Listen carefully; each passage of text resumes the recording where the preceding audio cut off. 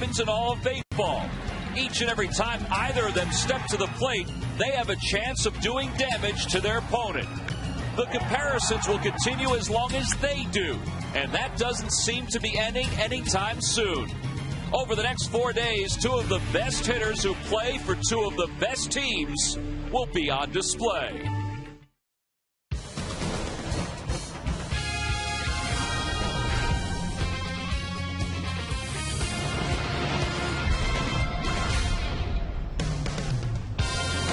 Coming up, two of the best offensive days of the 2010 season. The Phils and their sold-out fans will settle in for Game 1 of a 4-game series against the team with the best record of the National League, the St. Louis Cardinals.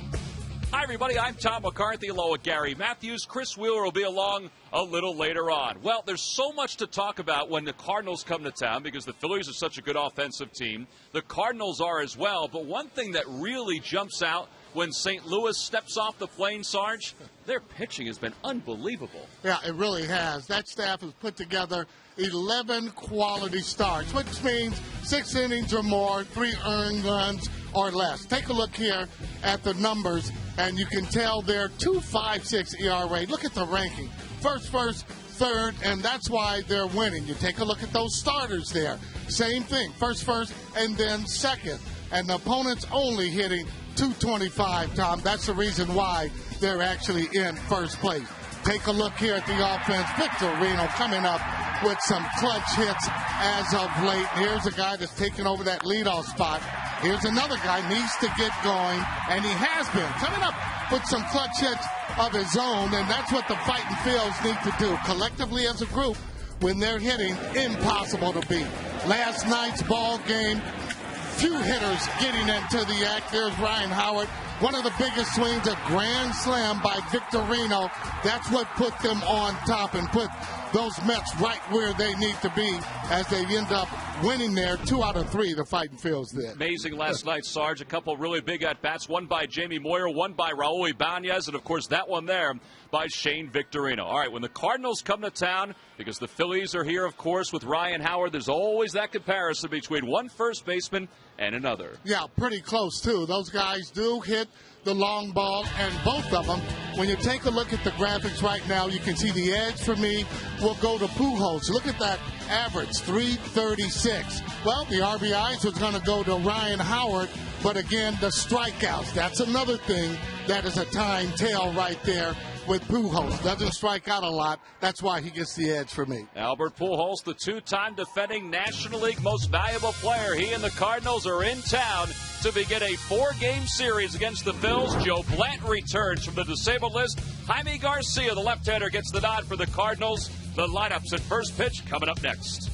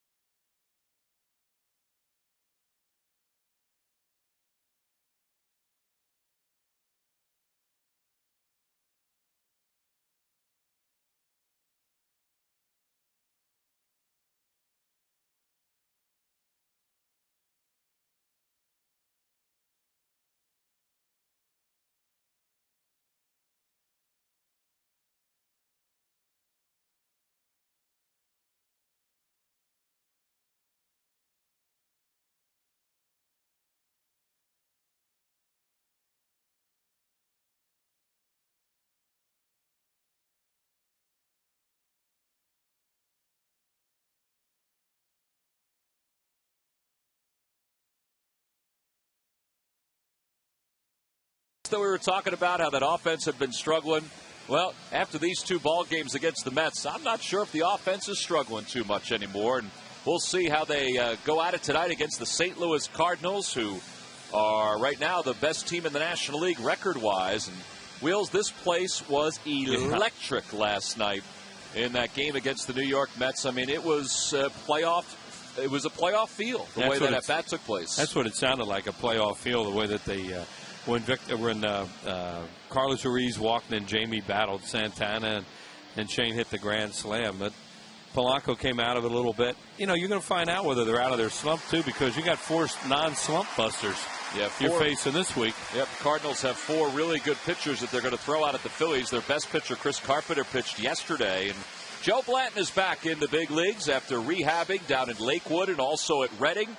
And he'll make his first start of the season. And for the second time this year, Tim McClellan's crew is in town with Andy Fletcher behind the plate to begin this 4-game series. Adrian Johnson at first, McClellan, the crew chief, is at second, and Mike Everett is around at third. Let's take a look at the Cardinals starting lineup, brought to you by Xfinity. Leading it off at second base, Skip Schumacher. Meanwhile, the right fielder Ryan Ludwig bats second. Albert Pujols, the first baseman, hits third, followed by Matt Holliday, the left fielder. David Freese is the reigning National League Player of the Week. He's the number 5 batter. Colby Rasmus is in center field batting 6th. Yadier Molina hits 7th. Jaime Garcia, the pitcher, bats 8th. And batting 9th and playing shortstop is Brendan Ryan. And they are indeed facing Joe Blanton. Wheels, who's making his first start of the year. There are his numbers, of course, from last year, because all he's had so far are rehab starts. He's pitched very well against the St. Louis Cardinals. 2-0 last year with a 1.93 earned run average. And lifetime 3-0 against his team with a 1.71. And, you know, nobody knows what to expect tonight. You know, Blanton is a command guy. He really relies on pinpoint control of his pitches, using his changeup against left-handed batters. Southwest Airlines scouting report, first outing, and you hope that he has command tonight of his pitches, because when he does, he can work the count and do some things. And when stretched out, this guy can eat innings. He should be able to 80, 85, 100 pitches tonight, you know, if he's not all stressed out there with tough innings. Well, speaking about a guy who doesn't seem to ever be stressed out, Jamie Moyer last night was in a 3-run hole twice, but still was able to hold the Mets, at least his last couple of innings, quiet offensively, and he picked up the victory. And boy, he had one of the best at-bats you will see for anybody. Pitcher, shortstop, it doesn't matter. Well, here we go. We're getting set to get underway, and the first pitch is taken low, so we're underway, and the count is 1 ball and no strikes. It's a very good team the Phillies are facing. As Tom mentioned, they have the best record in the National League, and they're very balanced, and they play the game right. 17-8 overall, and Schumacher hits the second pitch of the game in the air to right. Jason Worth is over, 1 away. Schumacher's one of those guys that they're still trying to get going and to lead off for them.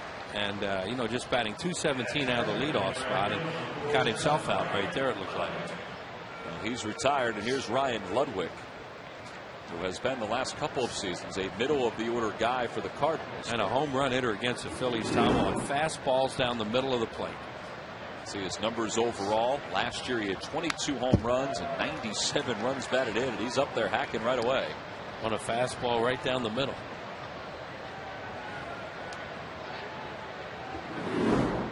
What Ludwig has done against righties this year, which is kind of surprising that he struggled so much offensively against left-handed pitchers.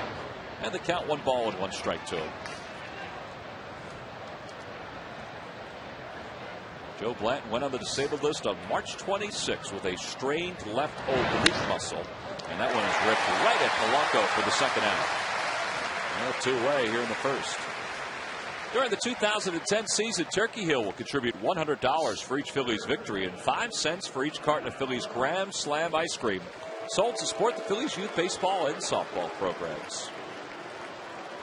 Well, you never like to see Albert Pujols come to the plate, but it's better when he comes to the plate with nobody on. Oh, yeah. And with 2 away, he'll dig in against Joe Blanton, who's had his number in limited at-bats so far. Albert Pujols hitting .340 this season with 7 home runs and 24 runs batted in. All this talk about him being the best player in baseball, and if he isn't, I don't know who is. Maybe Alex Rodriguez, and he would be the 2 guys you look at. And Ryan Howard, you know, one of the best players in the game, but it'd be, and there's another one, but it'd be tough to bet against Pujols. 1 ball, 1 strike the count. And a slow chopper toward third. Nice hop for Polanco. Plenty of time to set himself, and the inning is over. That's an 8-pitch inning for Joe Blanton. Always said that they're concerned about his pitch count because it's his first outing. That's a good start as we go to the bottom of the first.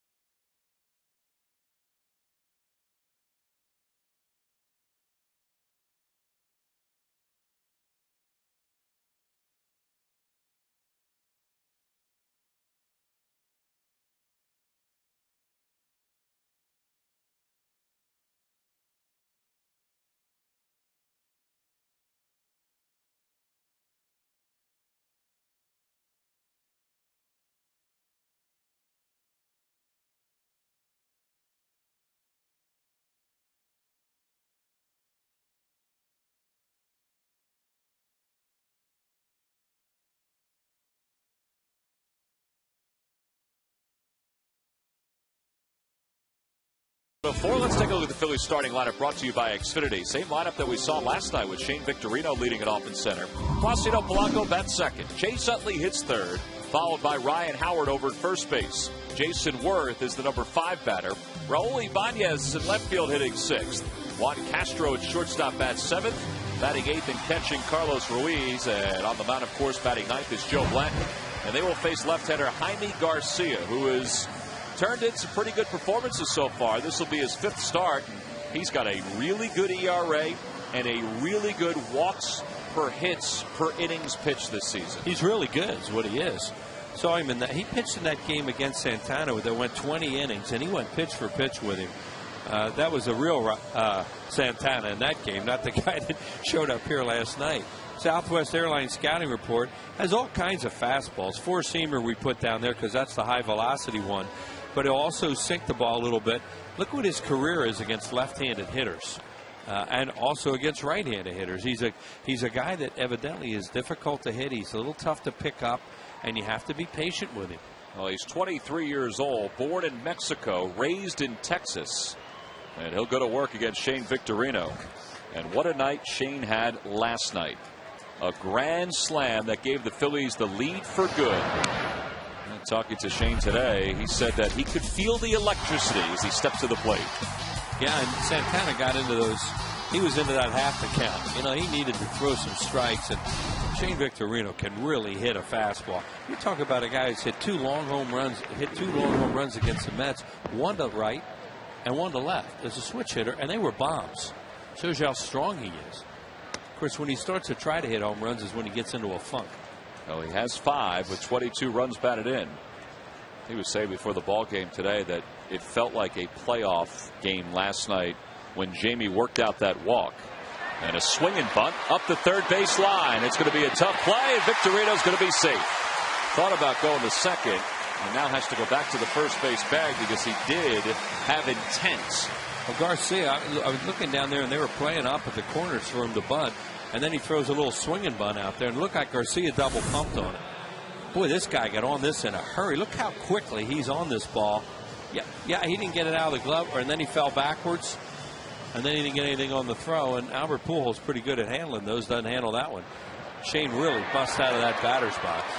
Of course, after what happened here Friday night, he'll probably do that all the time now. Yeah, he said that before the ball game today, that he kind of learned a lesson and was upfront about it as soon as the game was over with. He said, it's not going to happen to me often, and it's not going to happen again. Well, that's good. That's a great reaction. That'll bring Polanco to the plate, hitting .299. This guy's times aren't great, but boy, Yachty or Molina, he can throw guys out, even guys that are slow. Most catchers really can't do that, and he can't do it all the time. As you see Polanco's numbers against his old team. in the last 9 games. But Yadier Molina is so quick with his feet and his release that he throws guys out even when they get a jump. And Polanco takes the first pitch, a fastball for a strike. It's 0-1. He'll also pick guys off too. He's a little bit like Ivan Rodriguez. Look at that percentage. That's amazing. Yeah, the average is a little more than 30% throwing guys out in Major League Baseball, and that average has dipped the last few years, but he is well above average from behind the plate. When I say he's like Pudge, it means you better not drop your head out there. You drop your head with a catcher like this, and he'll snap a throw down. Guys are talking when you have a Molina. Look at there you go. The pickoffs we're talking. When you have a Molina and Pudge when he was in his prime, do not look away from them. Victorino has stolen 3 bases this year. He has not been caught yet.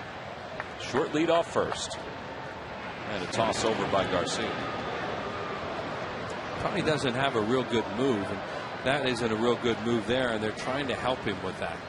But you know what, Tom? You look at his numbers, he hadn't had that many base runners. That's true. Hey, the Lucky McDonald's Phillies home run jackpot contestant is Hope Musner of Philadelphia. Phillies hit a home run in tonight's ball game.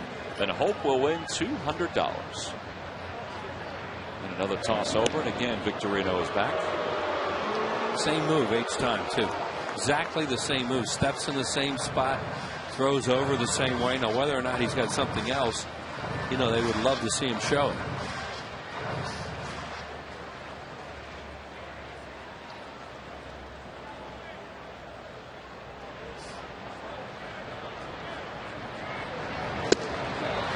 Speed pitch, and it's swung out and missed by Polanco. Reports on him are with right-handed hitters, he will throw that back foot breaking ball like that a lot. And hitters have a tendency, maybe they don't see it right, but they have a tendency to swing over just the way Polanco did.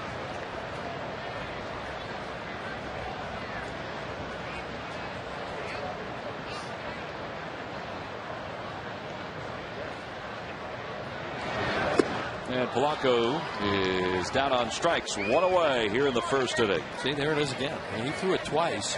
And you can read all the reports you want and watch, I guess, tape of him, but until you see that, it could be a problem. And he chases it. And Polanco's not a guy that swings and misses. See, that's a breaking ball grip. And look at it bite down and in towards the back foot, just like the reports say on it. Yeah, the slider's always been his best pitch. He's added the curveball. Or I should say curveball used to be his best pitch. He's added that slider over the last couple of years, and it's become his out pitch. Well, you can see it's not a strike, but he chased it. Well, 1 away. Here's Chase Utley coming off a good series against the Mets. 5 for 12 with 5 runs scored. And a couple of RBIs. And he takes a pitch for a strike, and it's 0-1. Chase leads the league in runs scored with 24. And he's 4th in home runs with 7. And he too has had some success against the Cardinals of late.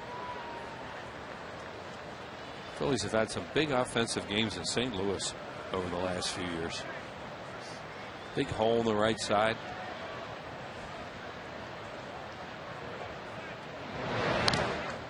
And a foul ball, and it's 0-2. Early funky swings at this guy. I saw him 2 years ago in relief, so really, it's hard to even remember what he was like. Since then, he's had Tommy John surgery, and he's a different pitcher, evidently. Yeah, they're surprised that he's come back from the Tommy John surgery as quickly. He had the Tommy John surgery 17 months ago. And Chase is down in the count. No balls and 2 strikes. And he fouls it off to stay alive. Last start, Garcia won 7 innings. He allowed 4 hits, struck out 5, walked 1 against the Atlanta Braves. And the Cardinals have settled him into the middle of the Carpenter-Wainwright combination. Partly to take pressure off of him, but also to, in case they need to go to the bullpen early. The bullpen's probably rested for his start because Carpenter pitched before him, and then can rest again as Victorino just gets his hand back because Wainwright is the day after him, but they haven't had to use the bullpen. He's gone at least 6 innings in all 4 of his starts and has gone 7 innings twice. A little quicker move there, and he was leaning a little bit. Yeah, and the other thing, put him in between those two guys, and it's really a different look for an offense. Carpenter and Wainwright are similar. And then you throw this kind of left-hander in there, and you really give him a different look. Chase lays off, and it's 1 ball and 2 strikes. There's Ryan Howard waiting on deck. 2 alums from the same high school outside of St. Louis playing in this ball game. Ryan Howard and David Freese, the third baseman for the Cardinals. It's pretty impressive when one high school can have 2 major leaguers playing in basically the same era. 2-2 the count. What was that high school in Brooklyn that produced what? Didn't Joe Torre and Sandy Koufax go the same way? Yeah, that's true. Is that Lafayette? I think it's Lafayette. In Brooklyn. I could be wrong. Yeah. Well, me too on that one. That's one of those ones you throw out there and you wait for the corrections. 2 balls, 2 strikes the count to Chase.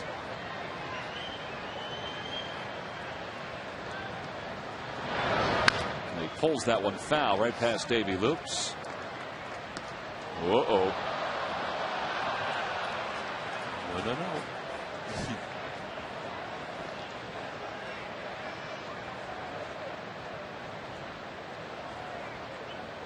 Boy, Chase had some good swings over the weekend.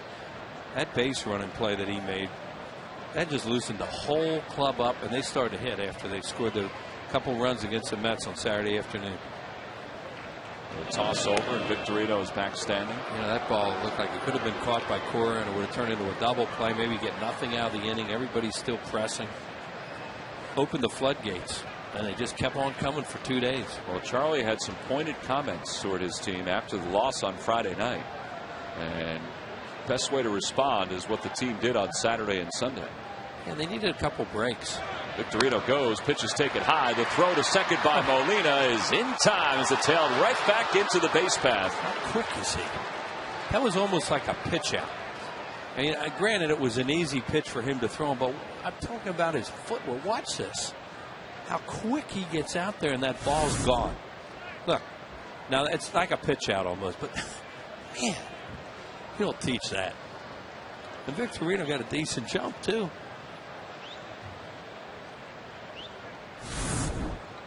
He's not usually thrown out by that much. Tom, there aren't many guys that can quick release you like that with that velocity, too. That one's in the air, deep down the right field line. Fair or foul, angling toward the pole. It is foul, says Adrian Johnson. Whoa. Well, I have to look at that one. They may. This would be the first time that the umpires would review a potential home run. Adrian Johnson was fairly emphatic. Yeah, we had the one. We had one here last year when the one went over the. We've had a couple here. Right, and one not looked at. Right, the one by Jim Joyce that Greg Dobbs hit. And then we had one.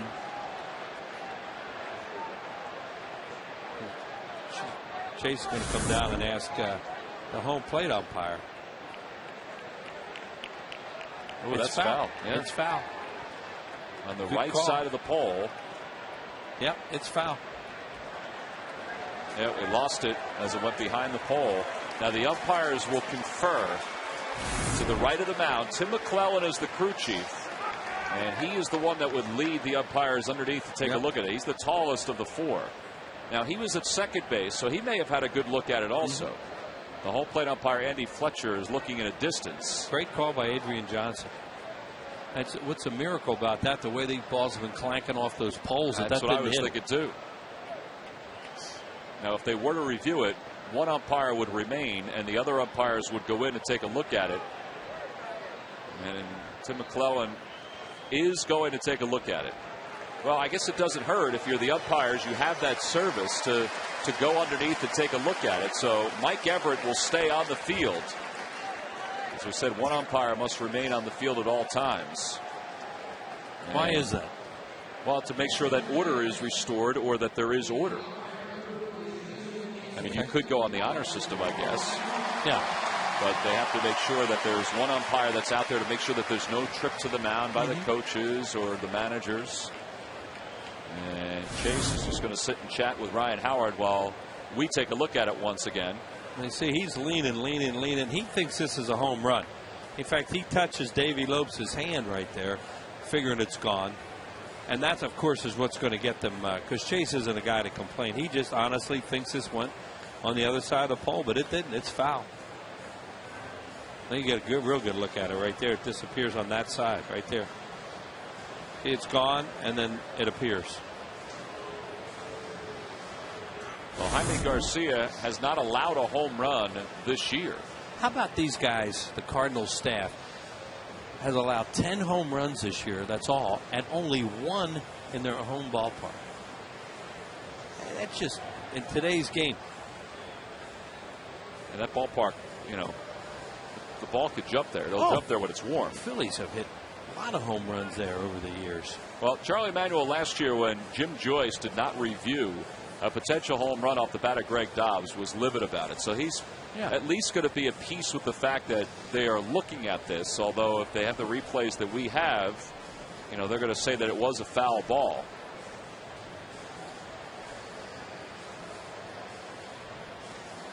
I was just talking about how hot Utley is. He's got that little short swing back. His timing was right there again. And he had a really good swing at that pitch and just hit a little bit foul. It's Charlie chatting with Jason Worth. He probably knows by now. Hey, I tried. Phillies commit to this ball game with 26 home runs, which is 5th most in the National League. Look how quick this stroke of his is again, though. He's waiting, and then pop. Here it goes, just hooking a little bit. Still foul. Well, naked eye from our distance. Oh, I thought it was a home run. I thought it was a home run. Especially when Utley and Davey reacted that way. Davey Lopes down there. Well, and also the angle. I mean, it looked like it, you know, I thought it had wrapped right on the inside of that pole. Davey talking to Albert Pujols. Well, they're taking a long time to take a look at this. Now, they review it with the folks in New York. There's always a person that is up in New York City reviewing the footage of each of the games going on at this moment. Now, there's only a handful of National League games and a handful of American League games tonight. It's not a full schedule, but they are up there to sort of help the umpires through this. And they've been off the field for about 3 minutes, so you know they may not have seen the look that they want just yet, which is kind of interesting.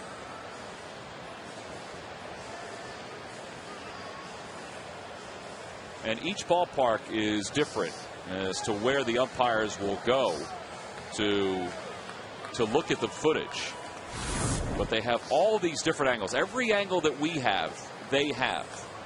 And this is one of the definitive angles that they will look at to see where the ball went. And this is actually one that will help their decision. Yeah, because you see it disappear on that side. So, and Tim McClellan just came up with his hands up saying it was a foul ball. Yeah. And Charlie says, okay, thanks.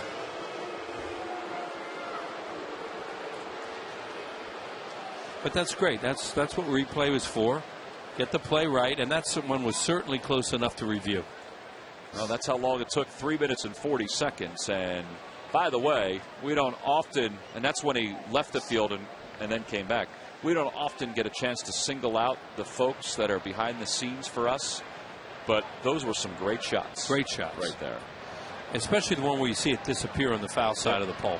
That made it definitive. 3-2 the count to Chase. And that one is toward right field. It's pretty deep. Backing up is Ludwig to the warning track to the wall. He jumps and he makes the catch.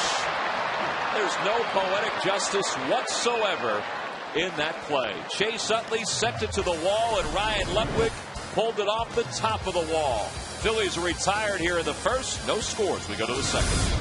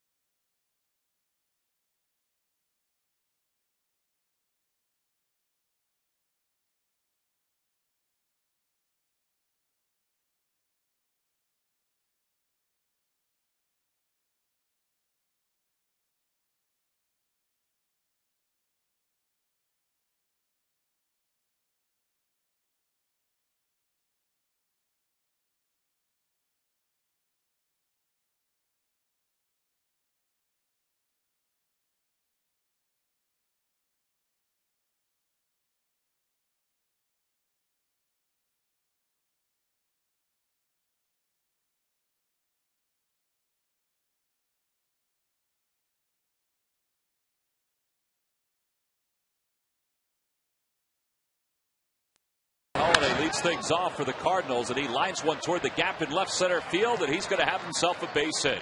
Holliday's going to pull it to second. And that's the first hit of the night for the Cardinals. Think about Holliday is he hates to hit in this park. 8 for 12 now against the Phillies the last 2 years. Well, the first time he hit 4 or 5 hits in his first game with the Cardinals last year. They had just gotten him in the deal, and he played here. First ball right down the middle, crushes it, and that doesn't include the numbers that he had in the playoffs that year with Colorado, where he just tore it up in here in that series. Well, he's aboard to start this second, and that'll bring David Freese to the plate. The National League Player of the Week. Freese hit .462 over the last 7 days. Saw him hit 2 home runs to right field. Hit a 3-run home run the other day in a day game there, and another home run in the game recently, and they both went to right. So that means he's looking to hit the ball to right field now and get him over, and maybe some more. On the inside corner, a strike, 1 ball and 1 strike. Freese is a former San Diego Padres prospect who the Cardinals acquired in the deal that sent Jim Edmonds out to San Diego. Hit 26 home runs 2 years ago in the farm system for St. Louis. 12 home runs last year. And he takes a pitch low. 2 balls and 1 strike.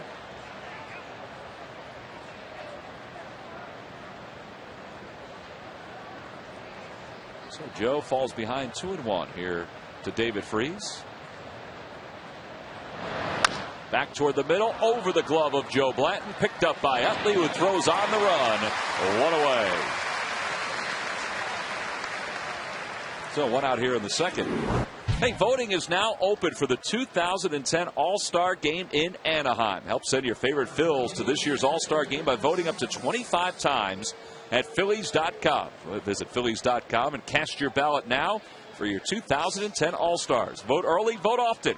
Vote today at Phillies.com.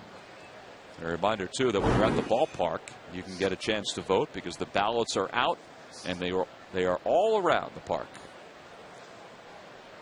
Here's Colby Rasmus with the infield back, and Blanton ties him up, and he fouls the first pitch back.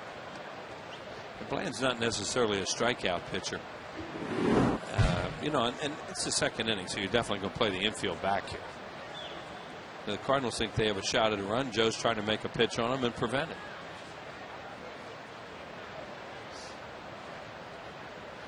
That one's a line drive towards center field. Victorino coming on, makes the catch. Tagging from third is Holliday. Here's the throw to the plate by Victorino, and it sails up the first base line, and the Cardinals take a 1-0 lead. So the first run of the game on an RBI off the sac fly by Rasmus. Well, that's a first place team run right there. Double, get him over, get him in. Victorino, it's a tough play. He's going to his right, then he's got to put on the brakes a little bit and throw, and the odds are he's not going to get anybody. Still had a lot on that throw, which is a good sign for Shane. As Yadier Molina steps up. Molina hitting .247 with a couple home runs and 15 runs batted in.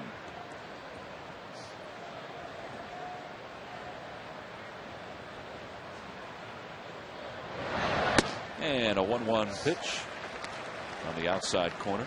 90 miles an hour. Good velocity from Blanton. See, Molina has not hit that well in St. Louis. In fact, over the last 7 games, he has just 5 hits. And Blanton works ahead, 1 ball and 2 strikes.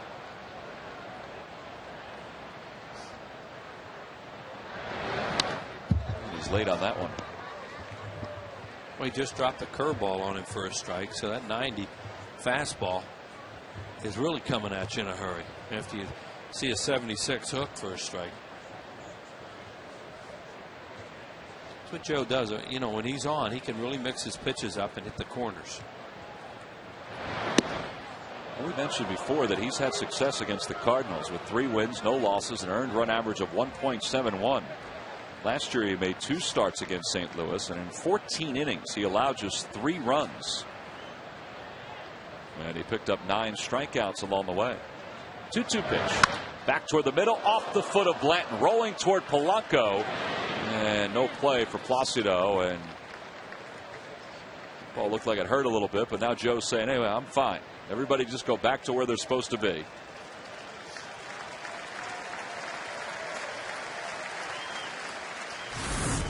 Yeah, they don't need anybody else to get hurt. Fastball. Hit him just below the calf, it looked like.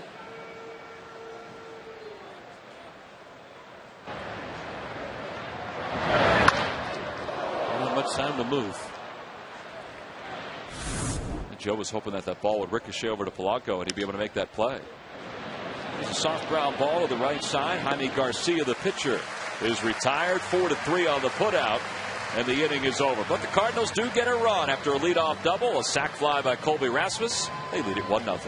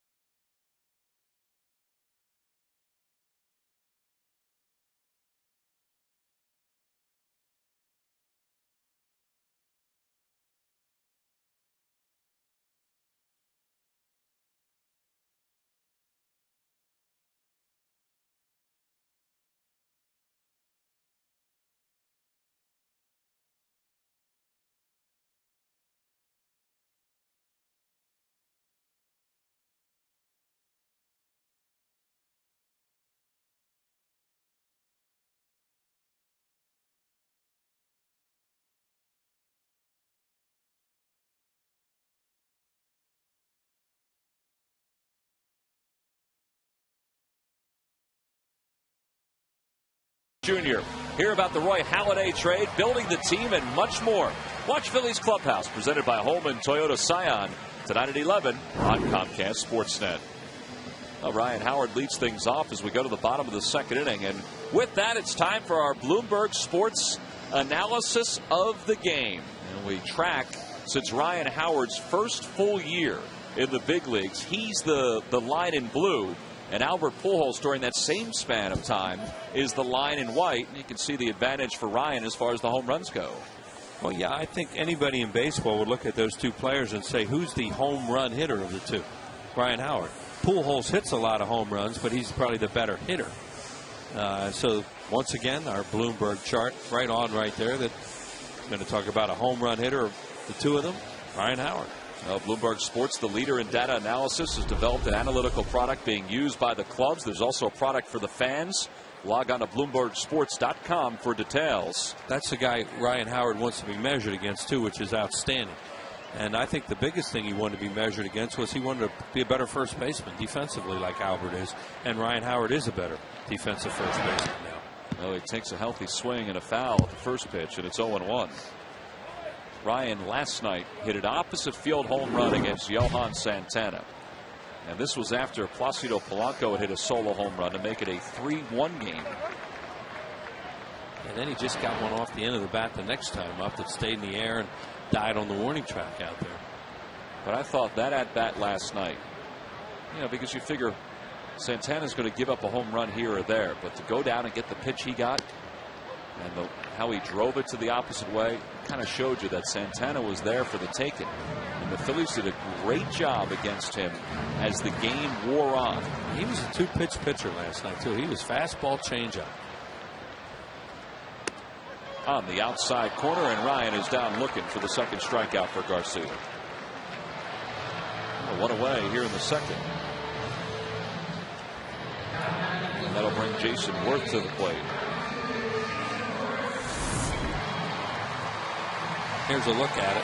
And Ryan Howard, you could read his lips when he went back to the dugout. He said fastball and cut. And that just, when you saw the replay, that was fastball and it cut. And it just got the outside part of the plate. Jason's had a heck of a start, hitting .345 with 3 homers and 17 runs batted in. He has reached base safely in all 24 games for the Phillies. And he's become the first Philly to do that since the early 1900s. I mean, it's really impressive to see this run he's put together. And he hits that one foul down the right field line. Well, he gets on base so much, Tom, because he walks and he runs so well that he can get a little bleeder every once in a while. He had one last night, an infield hit. A lot of ways for Jason Worth to get on base. Then he can hit a ball 400 feet, too. Down to the count, 1 ball and 2 strikes. And a little roller up the third base line. That's going to trickle foul. Jason left last night's ball game very late because of what was termed fatigue in his legs. He said he's fine. And last night, this place was not only jammed beyond capacity, but there was an energy level, particularly in that inning against Johan Santana, and even before that, that is difficult to match. Well, it was a Mets, too, on a Sunday night. And Worth is down on strikes, 2 away, and the 3rd strikeout for Garcia. Well, Phillies fans, this season it's easier than ever to find seats you want or sell tickets to the games you can't make on StubHub, the official fan ticket marketplace of the Phillies. Go to StubHub.com and choose your seats today. StubHub! I would think the folks from StubHub were pretty busy with this past weekend series against the Mets. Time the Phillies are playing, huh? Raul Ibanez the batter, and he takes a pitch low. That hit he got last night in that big inning with 2 outs and 2 strikes. That's what opened the whole thing up. Well, it's what made last night's game so great, is that when you left, you started running certain at-bats through your head and said, all right, well, this was the most important at-bat of the inning. Or this was. Or maybe this was. 1 strike to Ibanez, and he's out of the inning with a 5-2 lead. Is Santana. And then Jamie Moyer, as that one is rolled right side, worked out that walk, that incredible walk. As Pujols retires Ibanez and the inning is over, the Phillies go down in order here in the 2nd. So we have played 2 here at Citizens Bank Park. The Cardinals and Albert Pujols lead it 1-0.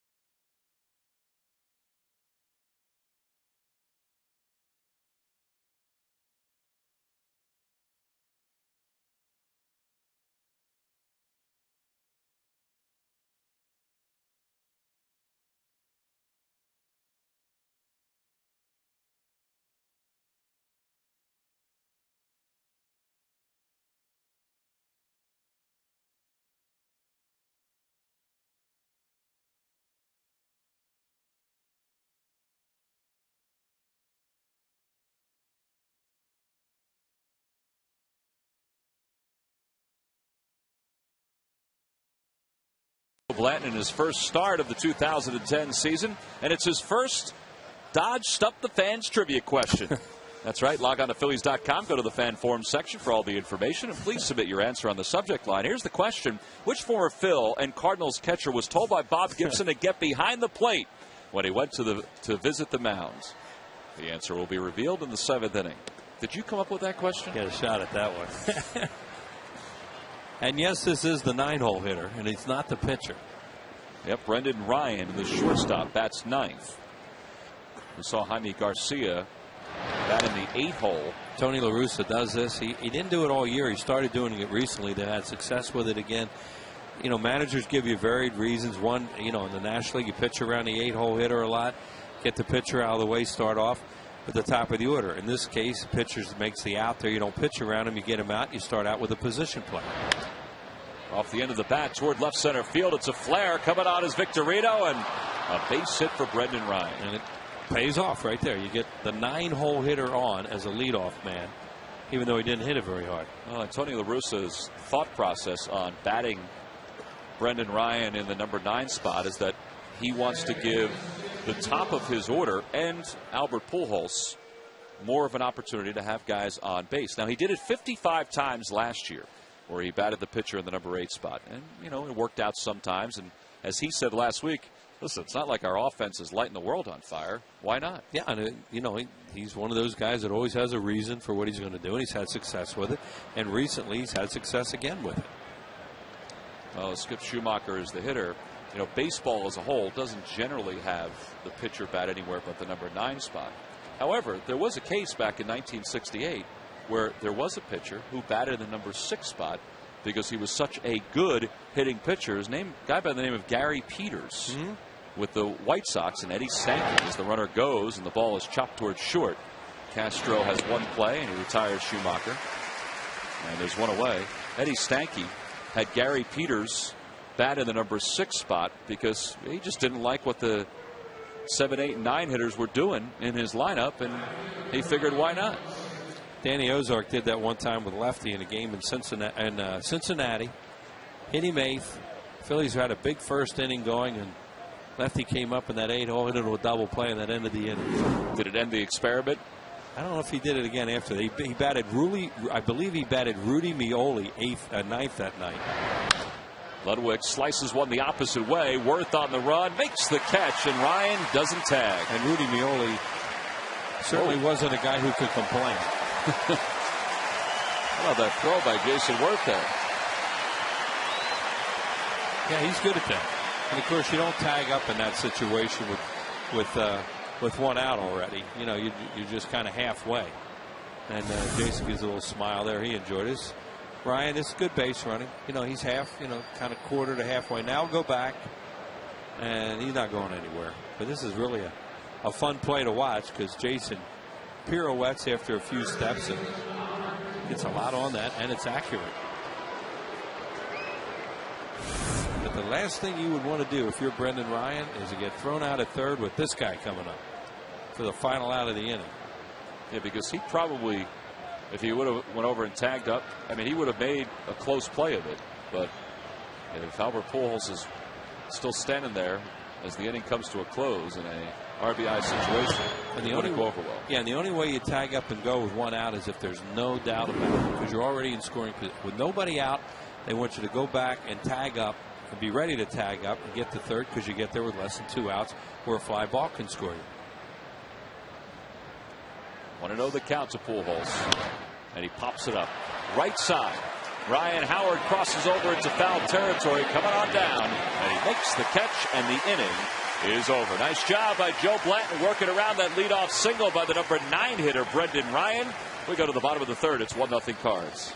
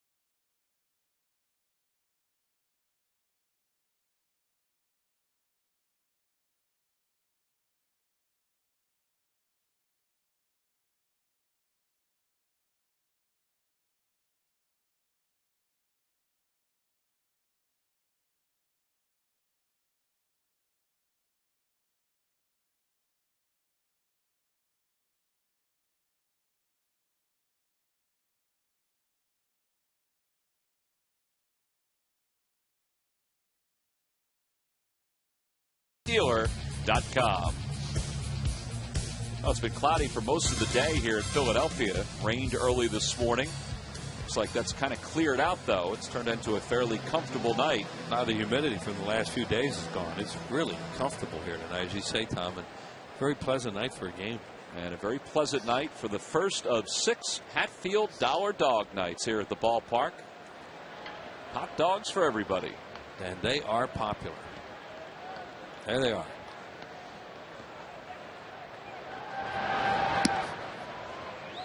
Juan Castro leads it off. Castro, his 17th start at shortstop. Well, that may not be his last, but it went pretty quick. Castro skies it right center field. Not that deep. And Rasmus is over and one away. You know, you're trying to get a recon on this guy. If you're a hitter, there's a whole lineup to talk about him because I haven't seen him. You know, you go, I got to think he's a little tough to get a recon on because he mixes it up pretty well. And his ball has really good movement, especially his fastball away to these right-hand hitters. And then he throws that down and then breaking ball when he has it leaning out a little bit. Well, he has never been thought of as a strikeout pitcher, yet in the minor leagues he averaged more than 8 strikeouts per 9 innings. And this is a guy that throws 92, 93 tops, but it's the other stuff that gets the guys out on strikeouts. So that fastball right there, and a nice little tail. Then he backdoors a breaking ball there. That's what I mean. Right now, I think he's probably a little tough to get a read on, other than guys say to each other, you got your work cut out for you tonight. This guy's tough. 0-2 pitch to Carlos Ruiz, and he pulls it toward third, a foul ball.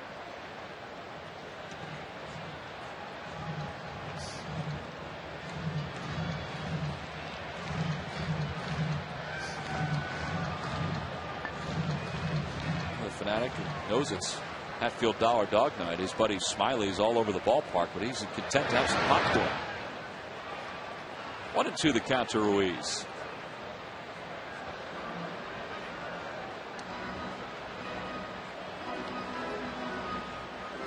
Fanatic's looking for an open seat. I don't know if he's going to find one down there.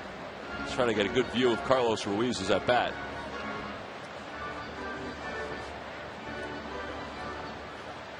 Tough to find a seat in this place. Yeah. That's just what you want. That guy sitting next to you. On a warm night. Oof. 1-2 the count to Ruiz. And it's up high. 2 balls and 2 strikes. Carlos did a great job last night in that game. We keep talking about it because it was such a fun game, but Fanatic has his fun of accepting that pitch around. And he talked to him about that. He is doing a tremendous job of getting the pitcher out of the way with 2 outs in an inning. And he did that last night, and it really backfired on the Mets. There's ball 4. That's why his on-base percentage is over 400, because he's able to work out some walks, and he works out one there. Yeah, in this case, you know, he's not getting the pitcher out of the way. He's getting to the point where a pitcher can bunt him over. Maybe he'll score a run. Hey, the Chicago Cubs will be in town beginning Wednesday, May 19th at 7:05. It's a quick 2-game series. There are tickets still available. Included in that, the Citizens Bank Business Person Special on Thursday, May 20th. And at Modell Sporting Goods, seniors stroll the bases. You can order your tickets now by logging on to Phillies.com. Well, Joe Blanton, 9 for 81 for his career. Squaring and bunting foul. He's done a pretty good job with that. For a guy who was in the American League his whole career, he's getting the sacks down. He had 9 last year. And he has 18 for his career. Carlos trying to get a good jump off the first base bag, but he's got to be careful. Joe fouls the next one off, and it's 0-2. Carlos Ruiz walked 47 times last year. He's already walked 17 this year. So he's on pace to double his walk total. Yeah, and so important in the National League for the 8-hole hitter to accept what they're doing to you sometimes, even though it's hard to do because you want to swing. Blanton bunts that one in front of the plate. The throw is a little offline, but it's handled by Ryan, and it turns out to be a 2-6-3 double play. Blanton thought he beat the throw over to first. Ryan does a nice job catching, hanging onto the bag, and then making the throw to complete the double play.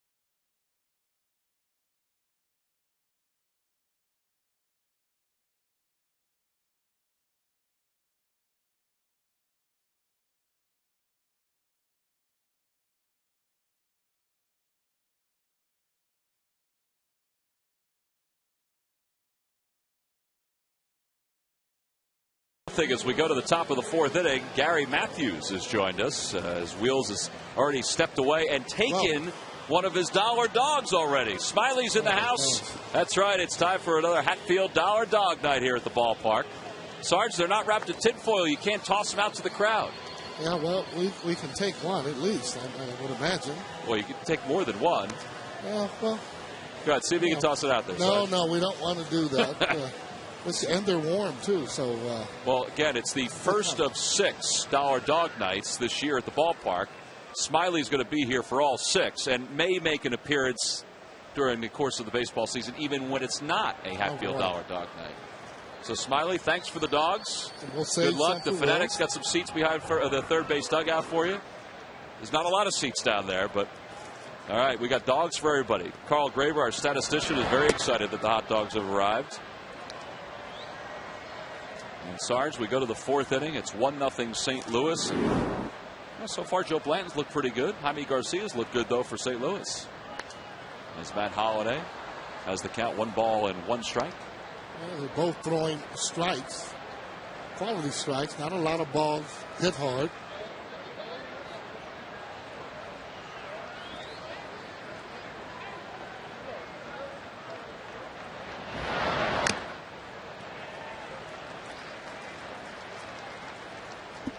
Matt Holliday was one of the prize free agents that was out there this year, acquired by the Cardinals a season ago from the Oakland A's.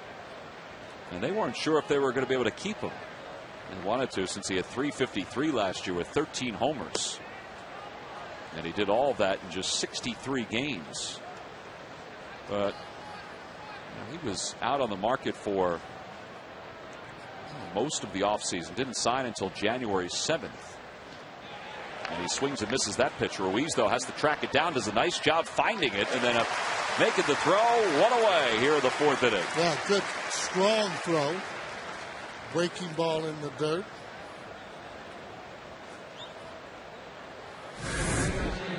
Now check this play out by Molina. This is why he is so good defensively. He throws the ball a little bit off, though. And they do turn that 2-6-3 double play, Blanton, even though calling himself safe. Well, that's the play that ended the bottom of the 3rd. And here's David Freese, the 3rd baseman, batting for the 2nd time. What was amazing about that play is that the ball stopped right on the plate, and then one catcher does one thing, and how about the Phil's catcher doing his thing? Yeah, gathered himself and just didn't throw all wild. Even though he 360 turned around and set himself, we had plenty of time. That's because he has such a strong arm. Well, 2 of the game's best behind the plate in tonight's ball game. 0-2 the count to Freese. And again, one in the dirt. Carlos, he took that one probably on his on the open arm.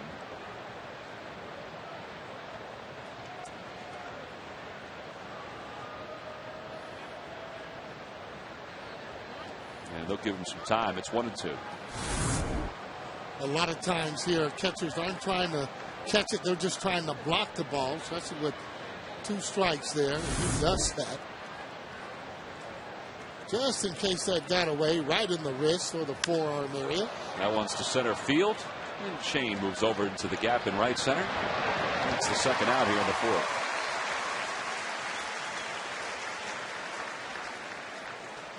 Well, 2 outs. This is game 1 of 4 between the Phillies and the Cardinals. And just a reminder, there are tickets still available, although limited tickets available for the final 3 games of this series. Wednesday night, there's actually more tickets than the other 2. And don't forget, tomorrow is the Teva Respiratory Awareness Night here at the ballpark. And all fans will receive that great hat that Chris Cashman is wearing behind home plate. You want to know where some of the speed gun, the radar gun numbers come from when you come to the ballpark? Well, Chris is behind home plate firing off that gun and then walkie-talkieing the velocity and what type of pitch is being thrown to the plate. The Phillies have had some good guys back there over the last few years doing that and providing that service to the fans. Yeah, that's how you determine by the velocity. The fastball for Blanton will be up near 89 to about 92. And there's a good pitch, and Rasmus got a piece of it. He was out in front of that changeup, but it's 0-2. That changeup will be 80, 81 around in that area. And he does have a slider that's in between that. That's how you're able to determine whether or not it's fastball, changeup, or slider. That's a breaking ball.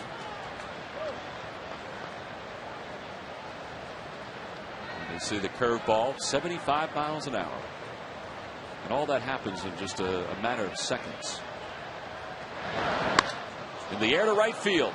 Pretty deep. It's over the head of Jason Worth and off the base of the wall. Worth gets to it quickly. Here's his throw to second, and it's not in time as Rasmus slides in safely. Now that's the second double of the night and 6th of the year for Rasmus. Second double for the Cardinals, that is. Yeah, it's pretty good hit. Find the gap. He hit that ball hard off of Blackman. Well, check this stroke out here. It's a line drive, and you're thinking maybe it's going to get out of here. Just didn't have the distance as it hits below. Jason coming off with a good strong throw, but not in time. Well, this is the problem now for the Cardinals when you have that situation where Rasmus gets the extra base hit or gets any kind of hit. With the pitcher up 8th, there's Jaime Garcia. They'll walk the number 7 hitter, Yadier Molina, to put runners on first and second and face the pitcher. And normally they'd be facing Brendan Ryan or some other number 8 hitter. And you know, every manager makes decisions about a lineup based on what's best for his team. In this case, Charlie Manuel's thinking, I would have done this if we were facing the number 8 hitter to face the number 9 hitter, the pitcher. So I'll do it here. Yep, same thing. Although we have seen that pitchers can come up with hits and good at bats. So Garcia stands in with 2 runners on. And he pulls it softly to the right side. Chase Utley's got it. And for the second straight at bat, Chase takes care of Jaime Garcia. And the Cardinals strand 2. No runs, 1 hit, 2 men left. Middle of the 4th, top of the order, 2 up.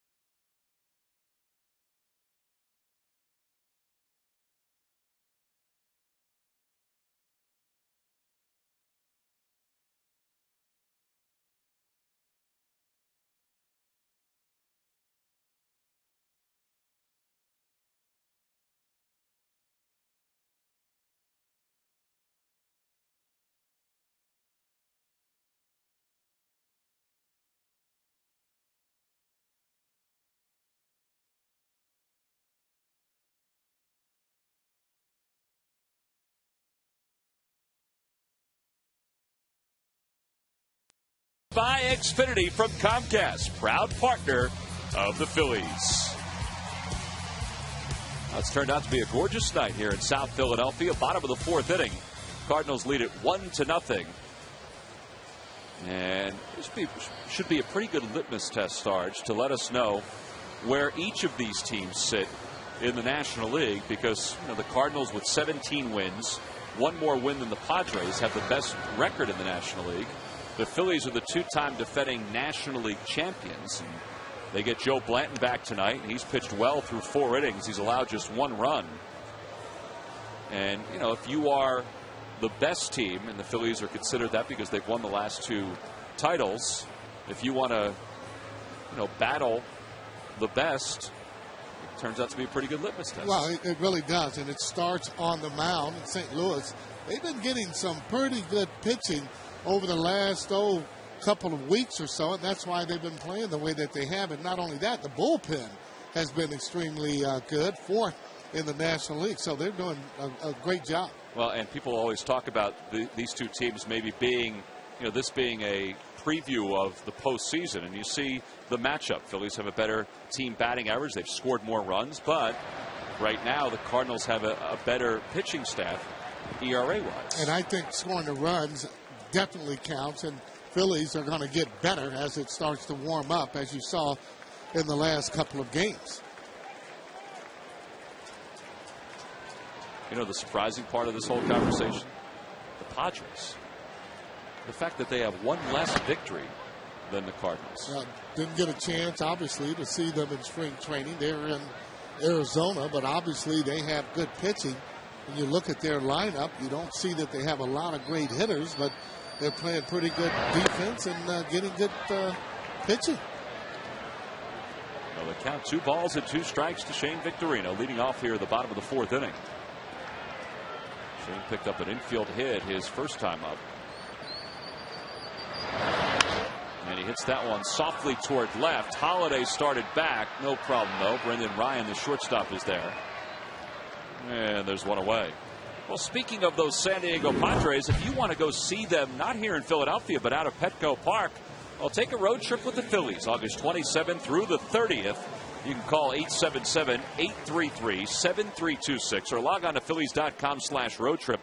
It is a great trip. 3 nights accommodations in the Gaslamp District. Plus, you get brunch with us broadcasters and the Bull, Greg Luzinski. Tickets to all 3 games at Petco Park, and it's a gorgeous place. And Placido Polanco hits the ball right on the screws, but right at David Freese. 2 outs. See where that pitch is, and that one there inside. He got him out inside before on some sliders. Polanco looking for that pitch down and in. He got good wood on it. Just happened to be right at the fielder. Now with 2 outs, that brings Chase Utley to the plate. Chase has had the best at bat of the night against Jaime Garcia. He saw 9 pitches. Thought he had a home run. But after looking at the replay, the umpires confirmed Adrian Johnson's initial call that the ball had gone foul. Yeah, I thought it was a foul ball. I thought it was fair when it landed.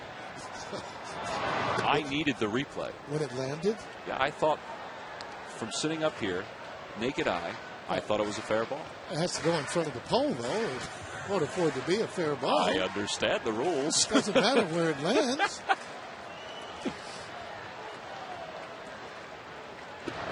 Outside 2-1. You must have a problem hitting the slider. I had a lot of problems. That was the least of them. Well, I thought he got it right because that ball, it did appear to disappear, and it was going to hit that pole the way that it was going, and it didn't change directions whatsoever. Well, I did think he got it right after I saw the replay a couple times. Well, let's take a look at it again for Tom's benefit. As you can see the ball, and there it is on that right side. And not only that, look how far that it went back there too. So it straightened up after it got fouled there on the right-hand side to me. 2-2 the count to Chase. Yeah, that's up high, 3-2. Did you like that? It was good. Okay.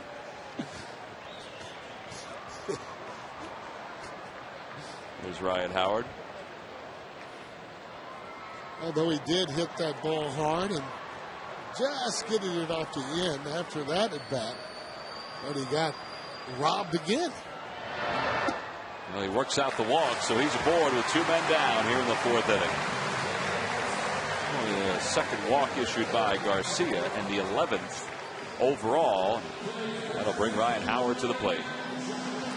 Well, since 2005, this is what the big man has done. Ranks first in total home runs with 225. RBIs with 653. And of course, in 06, he won the National League Most Valuable Player Award. one of the reasons that you just throw the strikeouts out of the window with this guy just because of the damage.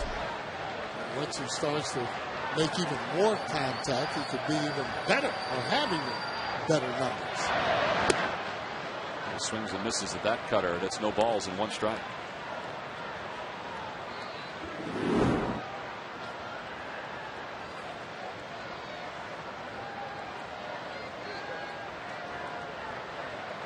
Heck of a combination with Chase batting third and Ryan batting cleanup.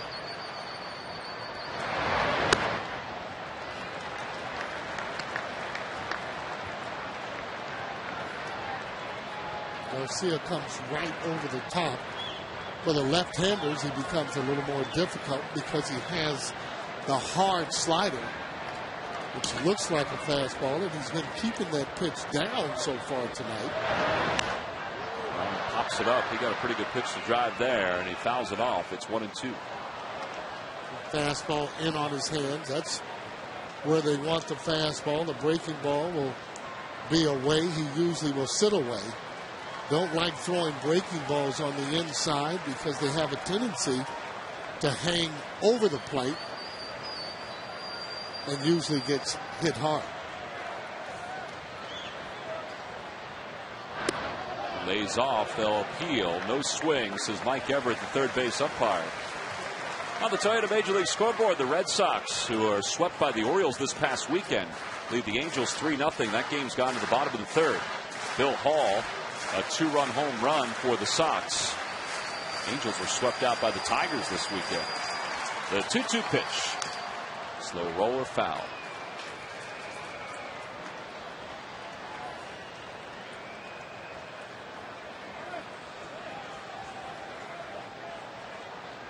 This will be the 52nd sellout in a row here at Citizens Bank Park. Wow.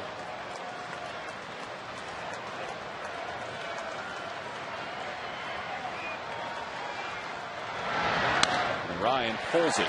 Shallow right field.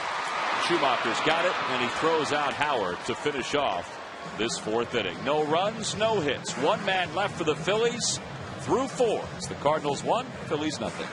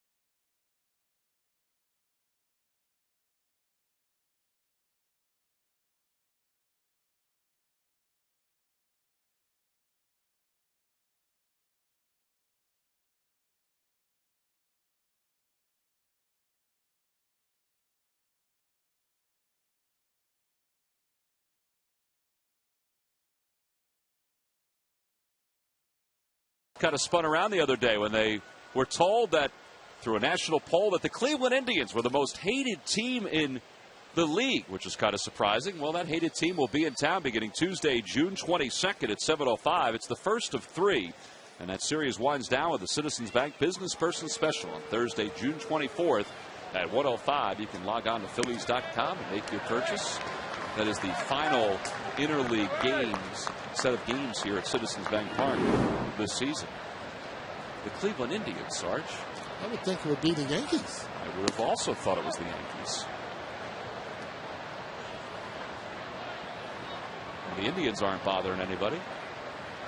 Well, let's face it, they must have took the poll someplace other than obviously Cleveland. The ball is lined toward right center field. Jason Worth is on the run. He's not going to get there. And it's rolling to the wall, and Brendan Ryan in the number 9 spot is going to try for 3. Here's the throw by Chase Utley, a little offline, and he is safe at third, and he's out. He's called out. Brendan Ryan pulled his hand off the bag, and Placido Polanco kept his glove on his body. Well, that's what you do for the young fielders and little leaguers out there. When you have a runner that's actually sliding, you keep the glove right on him just in case he comes off of the bag. You can see Tony now arguing the point. A lot of times, too, with that force, good relays all the way around. Chase Utley throws just a little bit off there. Now watch him keep it on there, and he did come off. Called him out, and then he called him safe. Now he's keeping it right there on him. He comes off. Or did he come off? I think if he came off, he came off maybe by about a half an inch. And Here Polanco stayed with it. See if a hand comes up. I don't know. Looked like it came up, but I wasn't sure if Polly had his glove hand on the body still. Well, 9-4-5 on the putout. It's ruled a double for Brendan Ryan. And there's one away here in the top of the 5th. And Skip Schumacher is the batter, and he swings and misses at a changeup, and it's 1-1. Take another look at it. So he gets down and throws just a little bit off, and right there, he's off the bag. And that's exactly what he saw there. Victorino takes care of Schumacher, 2 away. Only needs to come off just a little bit.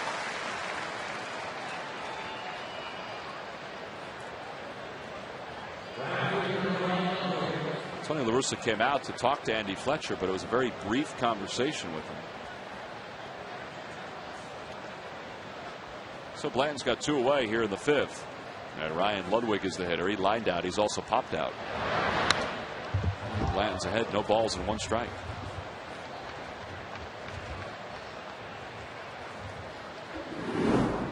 Well, this is where a lot of times that hook slide or just sliding to the other side of the bag and keeping your foot on it to hold you there. No doubt he would have been safe.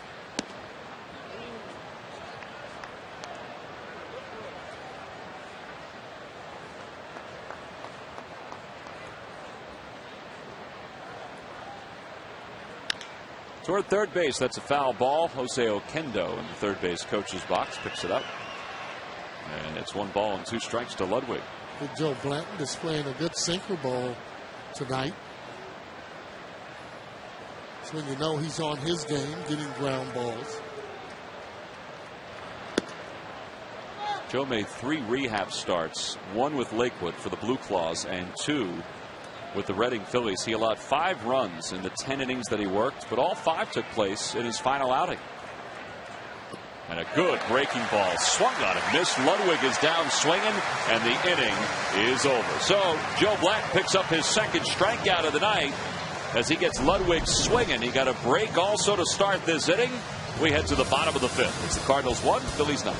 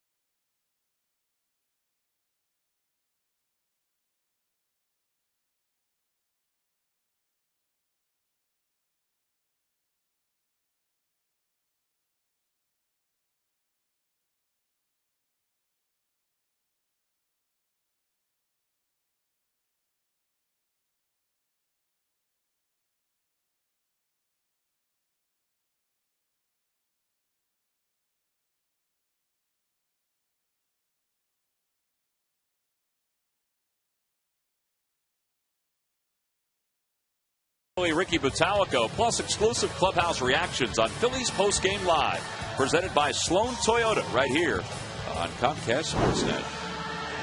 Last of the fifth, the Phillies have managed just one hit. It was a leadoff swinging bunt by Shane Victorino. They've had a couple more base runners since that time on 2 walks, but Jaime Garcia has thrown the ball quite well in his first start against the Phillies.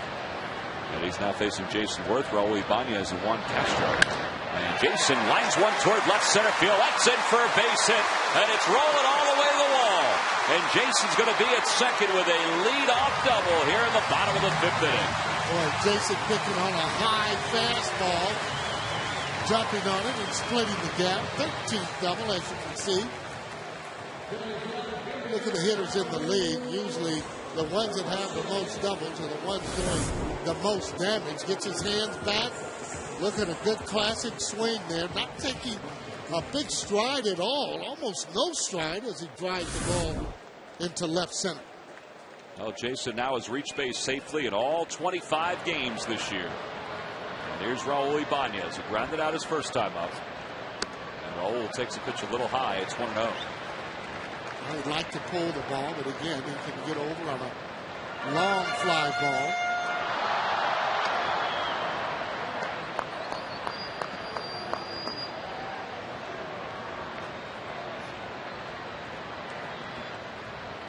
Off the end of the bat, there's a flare to center field. Jason read it well at first, then stopped because he had to make sure that it wasn't going to be caught. So he stops at third.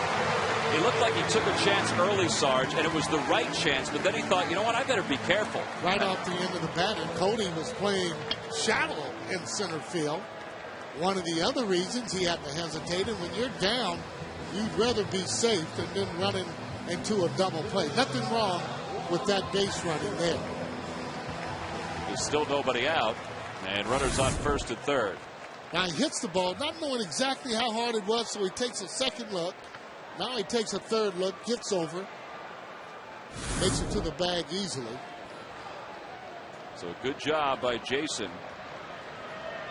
And Raul Ibanez is hit now in 5 straight. Here's Juan Castro.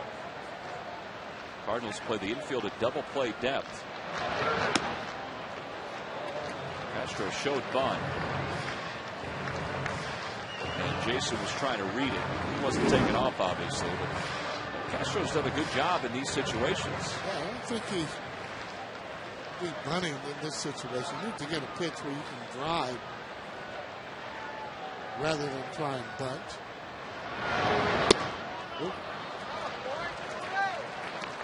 Sarge, when a hitter does this, I mean, it's not a squeeze, obviously. But when a hitter does this, is that because he's just not seeing the pitcher properly? Well, I don't know why he's not swinging the bat in this situation, because if you end up making it out, well, you can do what you want with Ruiz. Then you have the pitcher that is coming up.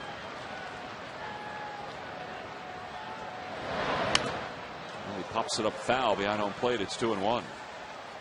Well, he had him right where he wanted. Predictable count where he's going to get a fastball a little bit late on it. But he's doing a good job, though. That's where you want to try and get the ball, is up in the zone to try and drive it out in the outfield. You don't want a ground ball in this situation, and especially back to the pitcher.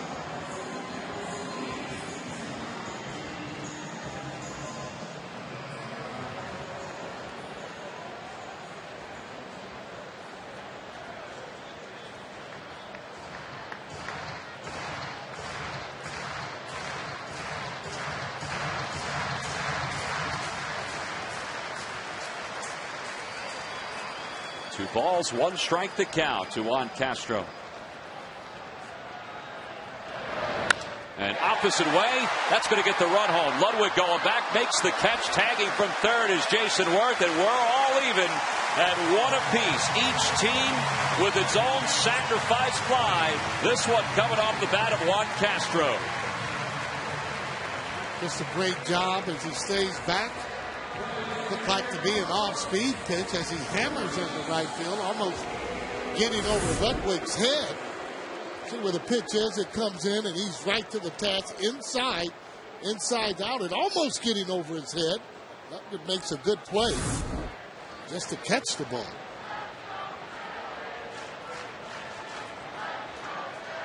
So Castro gets an RBI. That's his 10th of the year. Here's Carlos Ruiz. And he takes one low, 1 ball and no strikes. Castro's done a great job in filling in for J-Ro at shortstop. Hitting, driving in runs, fielding. Doesn't have as strong an arm, but your backup players, that's what they are. They're backup. Want them to come in and play well. He's done a good job. Jason Worth began the inning with a leadoff double, just the second hit for the Phillies. And then Raul Ibanez fouled before Castro drove him in with that sac fly. See how important it is to get that runner over from second base to third base so they can score on the sacrifice flies and long fly balls.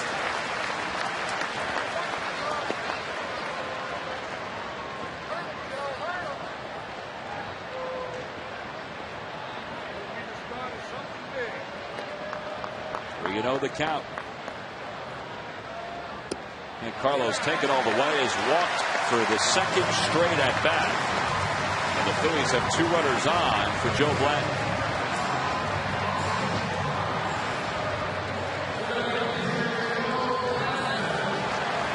Third walk issued by Garcia. One of the things that folks have talked about has been his control. During this his first full season in the big leagues, but this is the 3rd time that he's walked at least 3 in a game. Dave Duncan, the pitching coach, the longest tenured coach in Major League Baseball. Blanton squares, and he bunts it toward the left side. Molina's got to play at third. There's one, and that throw gets away, and it skips up the right field line. Ruiz will stop at third, and they're going to say that Joe Blanton interfered with Albert Pujols, and the inning is over. A late call by the home plate umpire, Andy Fletcher, says that Joe Blanton got in the way of Albert Pujols, interfered with him, and he couldn't make the play, and they award the double play to the Cardinals. I don't think so. It was Schumacher, by the way.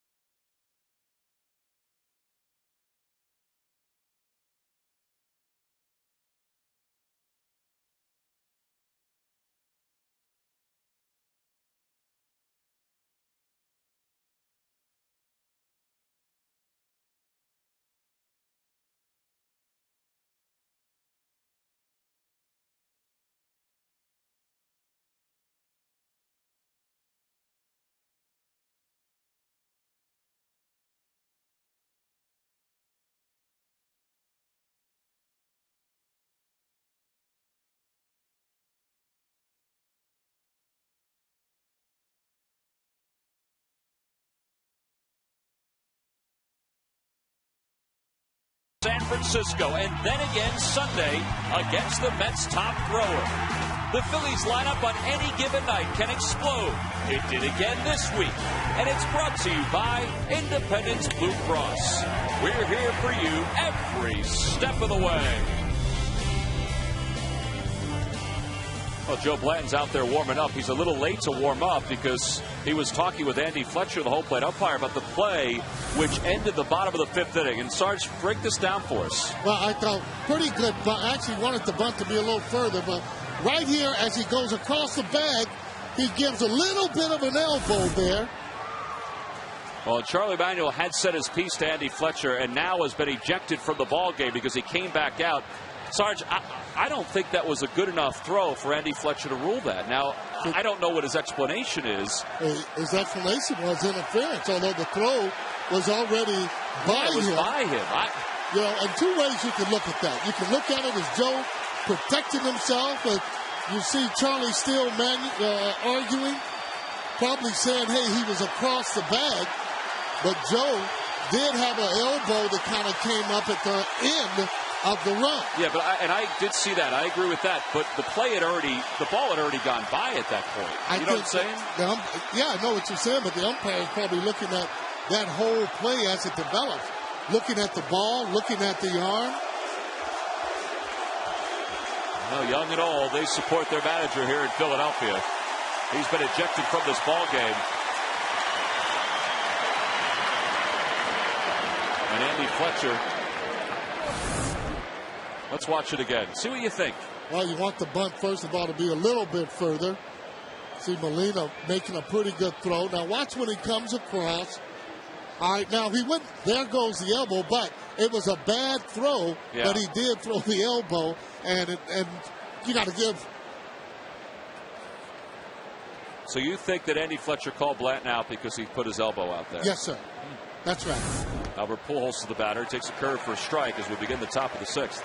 Now Pujols did a little bit of acting, so you might want to. Shoemaker. Well, Pujols, Shoemaker, you're right, did a little bit of acting on that. But he had no chance to catch the ball no matter what. Joe was almost across the bag when the elbow did come up. Also way out in front of that pitch. It's 1-2. I should say Schumacher. He was the one covering. The putout goes 2-6-4 on the double play. 1-2 pitch. Off the outside corner. It's 2-2. I guess it's all in the interpretation of the umpire. I just thought that ball was past Schumacher. And a breaking ball cut out and missed, and Pujols is down on strikes. Well, you don't see that very often. Good pitch by Joe Blanton as he takes a little bit off of that slider. Not trying to throw it too hard. Good break on it as it goes toward. Look at the downward plane he has going on it. Albert out in front. Not very happy. Oh, one away. Here's Matt Holliday. And Holliday swings at the first pitch and rolls it foul. And it's no balls and 1 strike.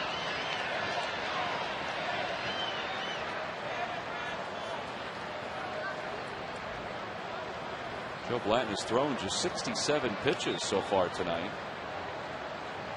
I mentioned that his pitch count would probably be somewhere in the 90 range, but Rich Doobie's going to decide as the night goes along just how comfortable Blanton looks. And Joe's looked pretty comfortable. Yeah, he's going to go on how, not only how he's throwing, but how the hitters are making contact on him. And so far, he's been under control. He's had a good breaking ball tonight, keeping the hitters off balance. And he's had a sinker both inside and outside.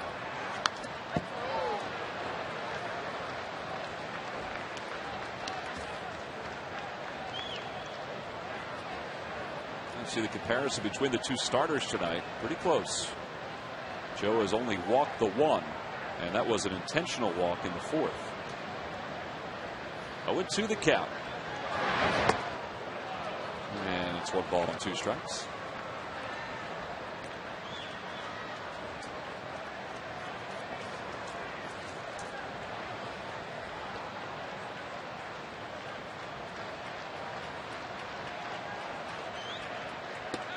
And a call, strike 3. 91 on the inside part of the plate. Back-to-back strikeouts for Blanton to begin the 6th inning. Holliday thinking this pitch is low. Another hard sinker by Joe Blanton as that ball comes inside. Talked about him throwing in and out. Good pitch. Well, 2 away, and here's David Freese, who is 0 for 2. Holliday still stewing about the second strike that he thought he held up on. And Freese fouls the first pitch off into the Hall of Fame club, and it's 0-1. Notice how Joe is changing the eye level of the hitters, throwing them up, throwing them down. A little soft breaking ball that he's been able to get the hitters to chase. They got Pujols first, then Holiday, and now a chopper through the hole on the left side, a base hit for Freese. Now that's the 6th hit by St. Louis.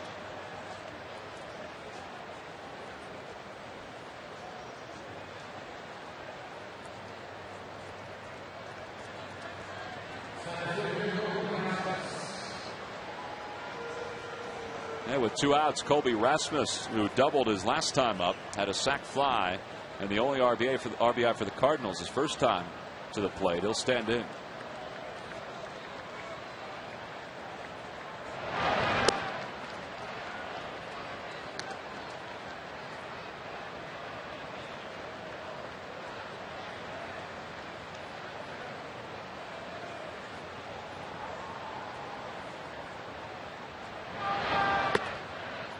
Rasmus last year was not really in the end result, the mix for the Rookie of the Year award. Chris Coughlin of the Marlins wound up winning that. But he did hit 16 home runs and played in 147 games last year. He was out in front. It's 2-1.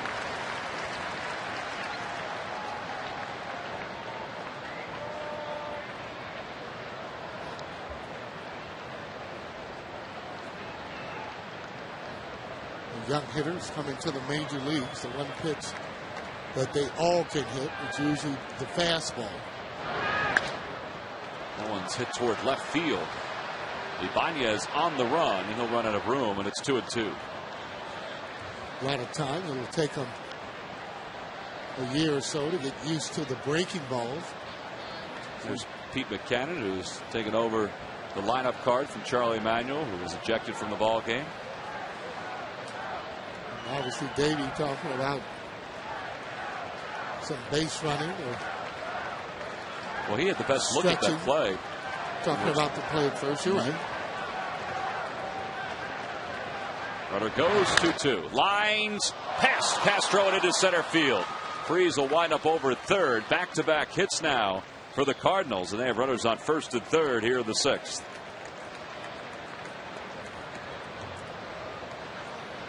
So Colby Rasmus is 2 for 2.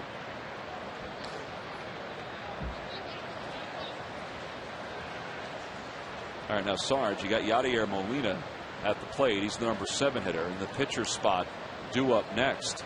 They've already walked Molina intentionally one time in a 1-1 game with 2 outs in the 6th. How carefully do you pitch to Yadier Molina with Garcia getting himself ready to hit? Well, he's got to hit a Big Joe Blanton's pitch, meaning that it's got to be a quality pitch.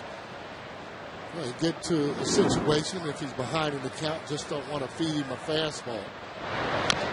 Little roller up the third base line. Ruiz will pick it up, and he'll take a chance, and it's a good chance. He throws out Molina to finish up this 6th inning for the Cardinals. No runs, 2 hits, 2 men left, and a little defense from behind the plate.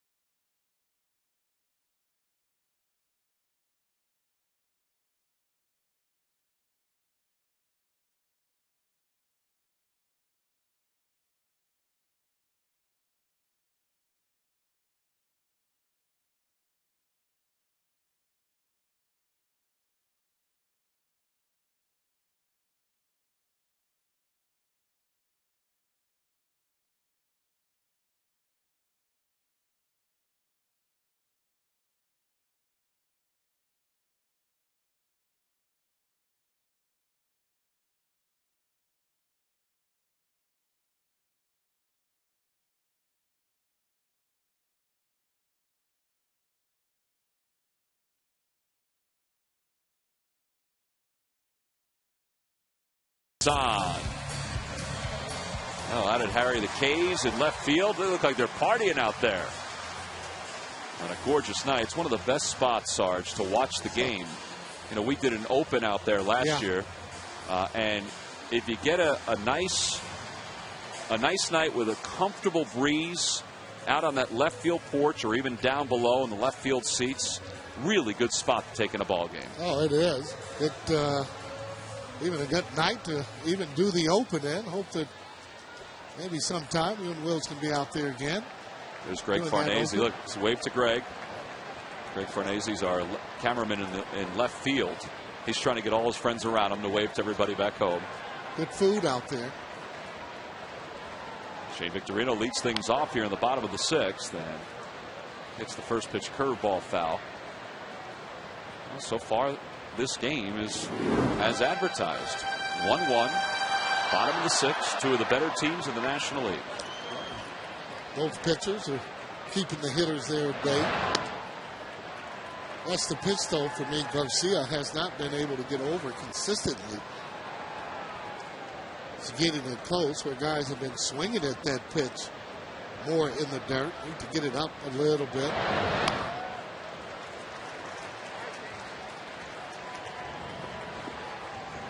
Shane is 1 for 2 tonight. He reached on an infield single his first time up and then popped out to short. A ball that floated out towards shallow left field. At the knees, and it's 2-2. Play Shane to pull. Now the Toyota Major League scoreboard. Drew Stubbs has given the Reds a 2-1 lead. Top of the 6th inning.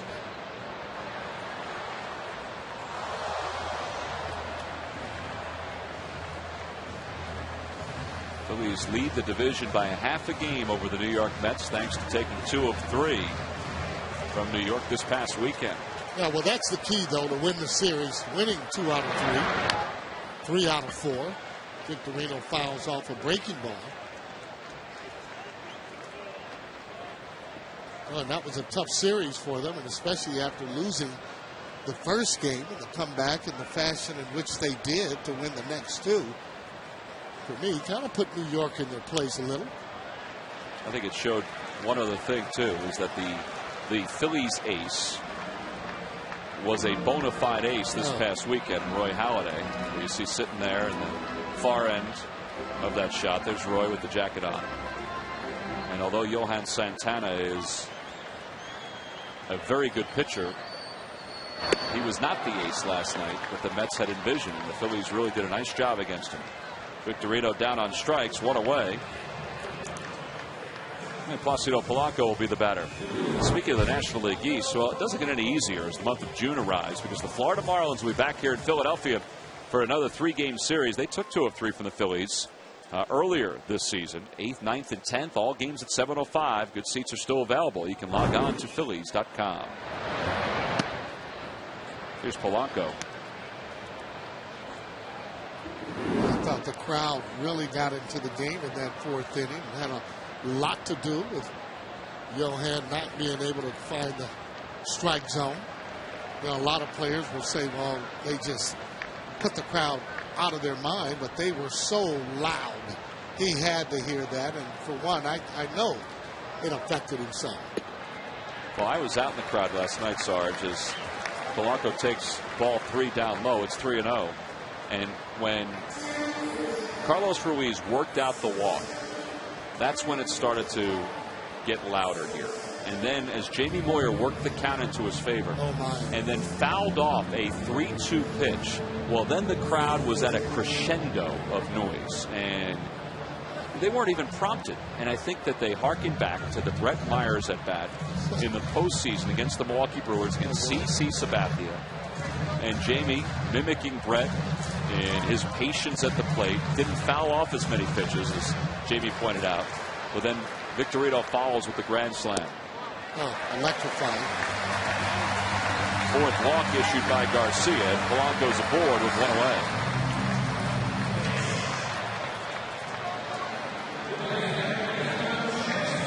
This is when it becomes dangerous for a pitcher, because either one of these guys coming up, can hit the ball out of the ballpark, whether it's Utley, Howard, or Worth, or Barnes.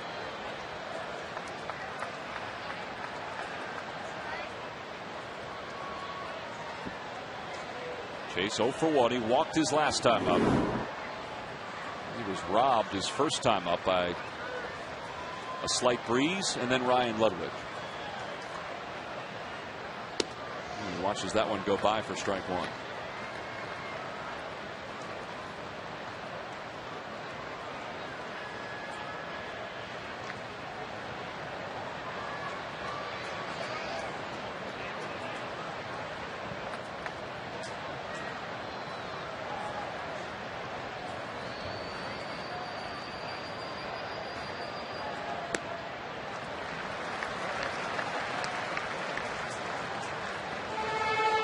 Bullpen action for the Cardinals. It's Mitchell Boggs who's up and loosening.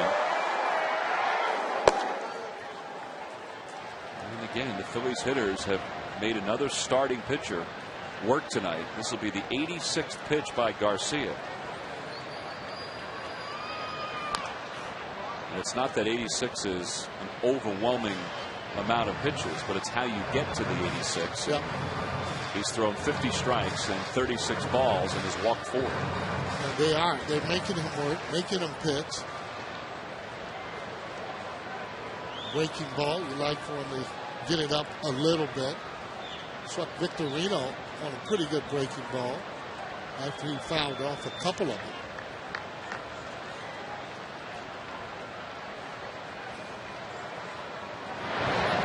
And Chase is down on strikes. There's that curve. And it's the second strikeout of the inning for Garcia. So he's got 2 outs here in the bottom of the 6th, and now Ryan Howard is the batter. This pitch a lot slower is a curveball. Look how it breaks and goes down, getting it over the plate. This is after 2 hard sliders. Pretty good pitching by Garcia. You can see why Tony La Russa really likes this kid.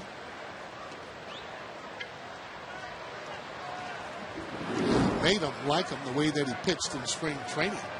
He wasn't tabbed to actually make the club, supposedly, but has a good strong arm and has a good breaking ball. And Ryan swings and misses at the breaking pitch. That was the slider from Garcia, and it's no balls and 1 strike. Seems to be getting it over a lot more now. He did have it low, but he's finding the zone with it. Ryan has struck out. He's grounded out. 0 for 2. And they tied him up. He's gone out after him here with the same pattern he went after him the last time he was up. Slow breaking balls and then hard in. But when they're throwing in, though, he made sure that the ball was in, off the plate.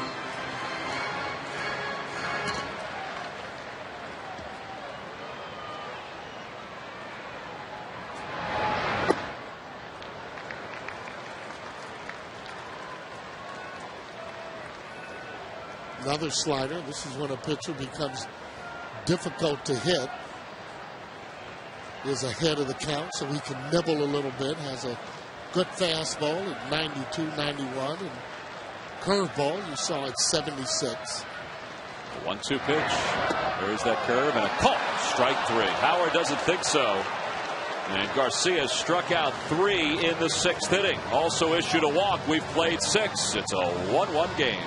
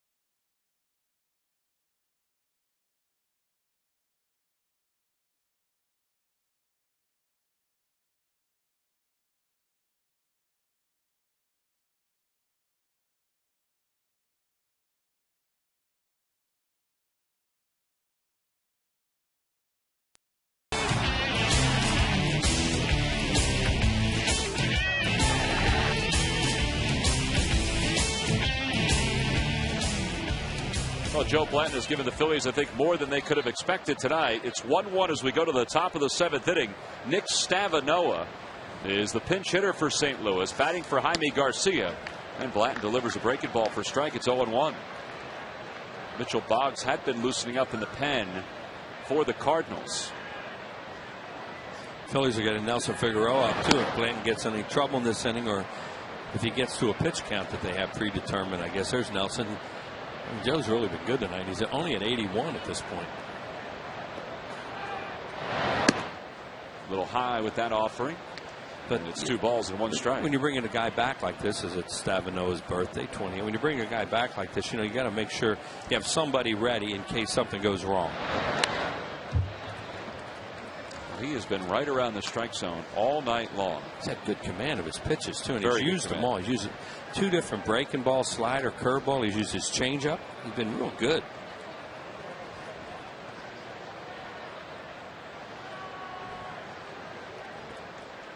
The 2-2 pitch and hit foul.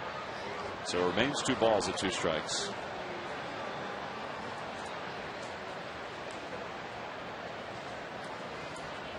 Stavanoa made his first start over the weekend for the Cardinals. He's 4 hits as a pinch hitter in 12 at bats. And he hits one in the air deep to left field. Ibanez going back to the warning track, to the wall, and the Cardinals have taken a 2-1 lead. They'll make it 5 hits and 13 at bats as a pinch hitter, as Stavanoa has his 2nd home run of the season. He hung a breaking ball. He pulled off it and still was able to get to it and hit it out of the ballpark. Well, that's a big guy. Gives himself a birthday present. Take a look and see if he doesn't pull off this. Supposed to be away. It's a breaking ball. It's a hanger. Pulls off it a lot and still was able to stay back and hit it out. That guy's strong to be able to do that. Pitch was up, but you wouldn't think he'd hit a ball out of the ballpark pulling off like that. Well, his teammates are happy. 2-1 the score. Here's Brendan Ryan. This shows Button takes a slider for a strike. Ryan has singled and doubled.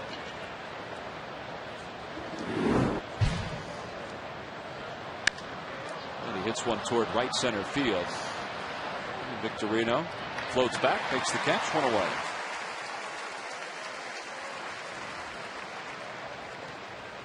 His last outing, his last rehab outing, Blanton gave up 2 home runs. Well, here's the Verizon Wireless game summary. You see the Cardinals got their run on Cody Rasmus sac fly. Stavanoa just put them ahead with a pinch hit home run. Joe Blanton is lined to this point. Garcia is the pitcher of record. He left after 6 innings. Stavanoa hit for him. 3 walks and 6 strikeouts. Well, here's Schumacher, who is 0 for 3. He's popped out twice. And he's grounded out to shortstop. Make that 4 walks. And there's a base hit for Schumacher, so he's aboard with 1 away.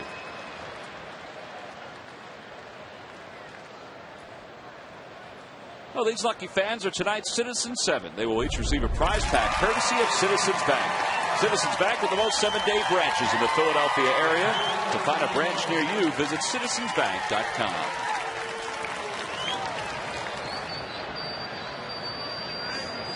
One out here in the top of the 7th. Joe Blanton will work against Ryan Ludwig. Up until that hit by Schumacher, the top of the order for the Cardinals were 0 for 9, the first 3 hitters. It's a great way to keep runs off the board to get the top of the order out.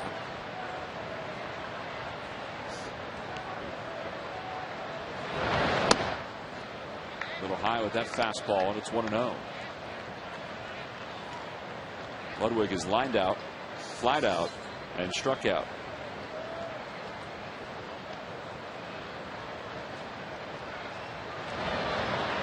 A little bit worried about him over there. Keep throwing over. Schumacher stolen 1 bag. He's been caught once.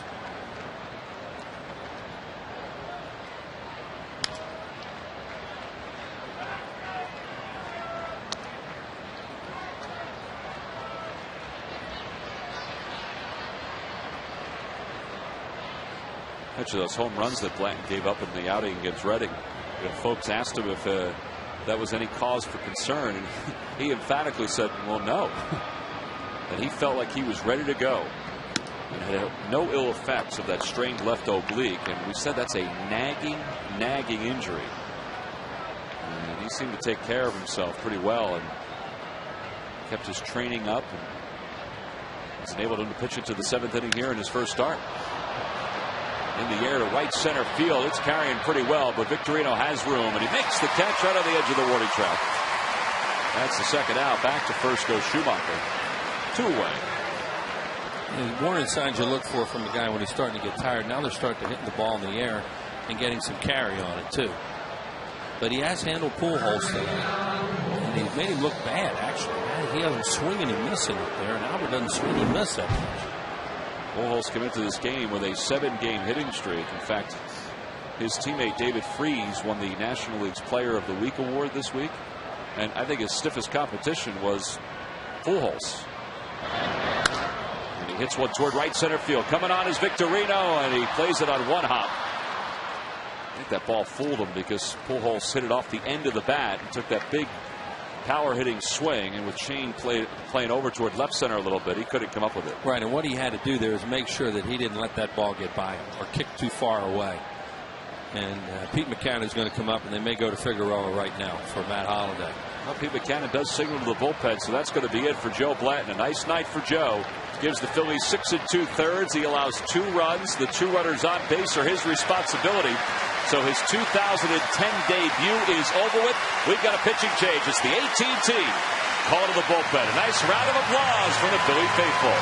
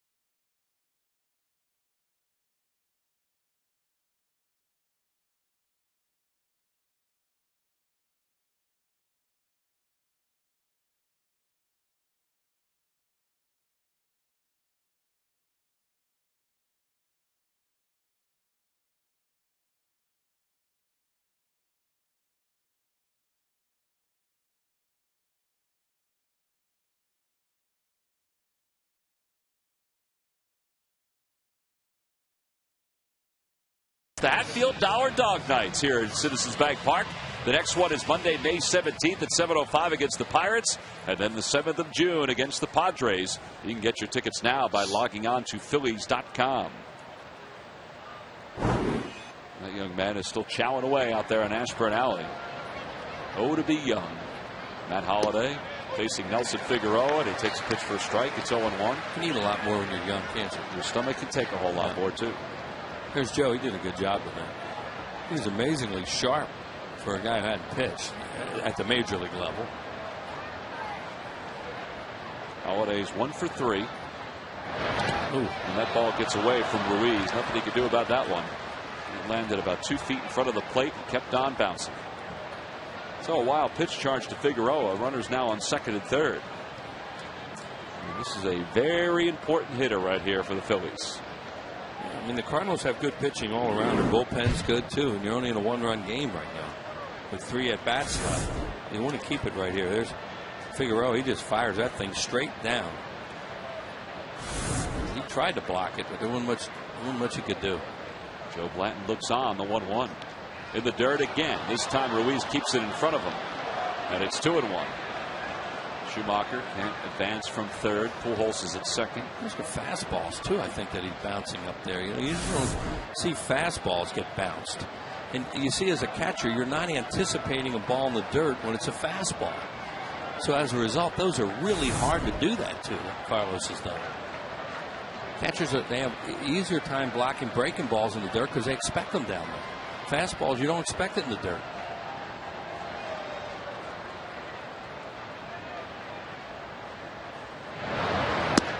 Three and one.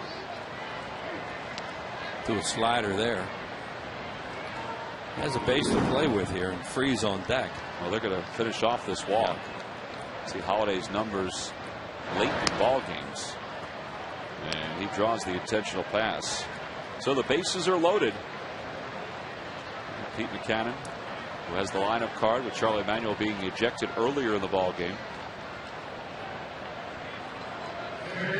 With hopes now that Nelson Figueroa will take care of David Freese, who's 1 for 3.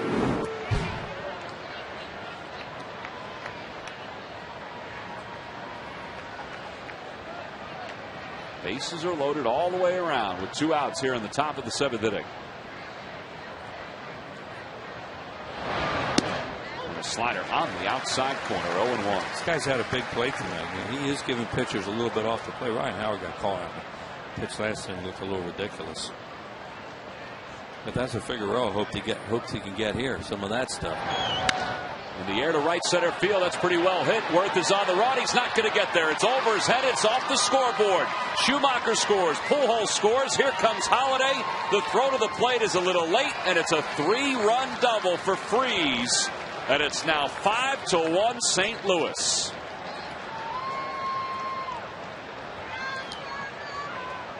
$19 RBIs now for David Freese. Talked about him first time up. I mentioned how I'd seen him hit home runs to right field. Look how strong he is the other way. It's a breaking ball out over the plate. They backed up sliders there. 2 breaking balls in a row.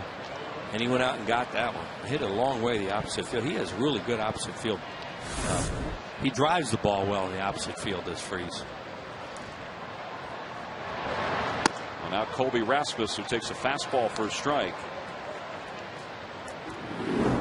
So the Cardinals broken this open with 4 runs here in the top of the 7th inning. Now 11 hits. Toward left field, not that deep. Coming on is Ibanez. Still coming on. He dives and he traps it. And a run's going to score. An RBI single for Rasmus. He's now 3 for 3. It's his 2nd RBI of the game, and it's 6-1 St. Louis. Now 2 out runs. Big difference in games whether you get them or the other guy gets them. Phillies were getting them over the weekend with the Mets, and in this inning, a bunch of 2 out runs. Here comes Ibanez, and he obviously traps this. You see it bounce, and then he pancakes it. He tried to sell it, but no way. You're going to sell that to the third base umpire, Mike Everett. He was right on it. And Yadier Molina, the batter. This inning began with a home run, a pinch hit home run by Nick Stamanoa. That broke a 1-all tie, and now the Cardinals have scored 5 unanswered. The last one coming on Colby Rasmus's bloop single. Runner goes. Pitch is taken for a strike. The throw by Ruiz is in time as Rasmus is thrown out, finish it off this 7th inning. But the Cardinals score 5 runs in the inning. The big blow, a 3-run double by David Freese.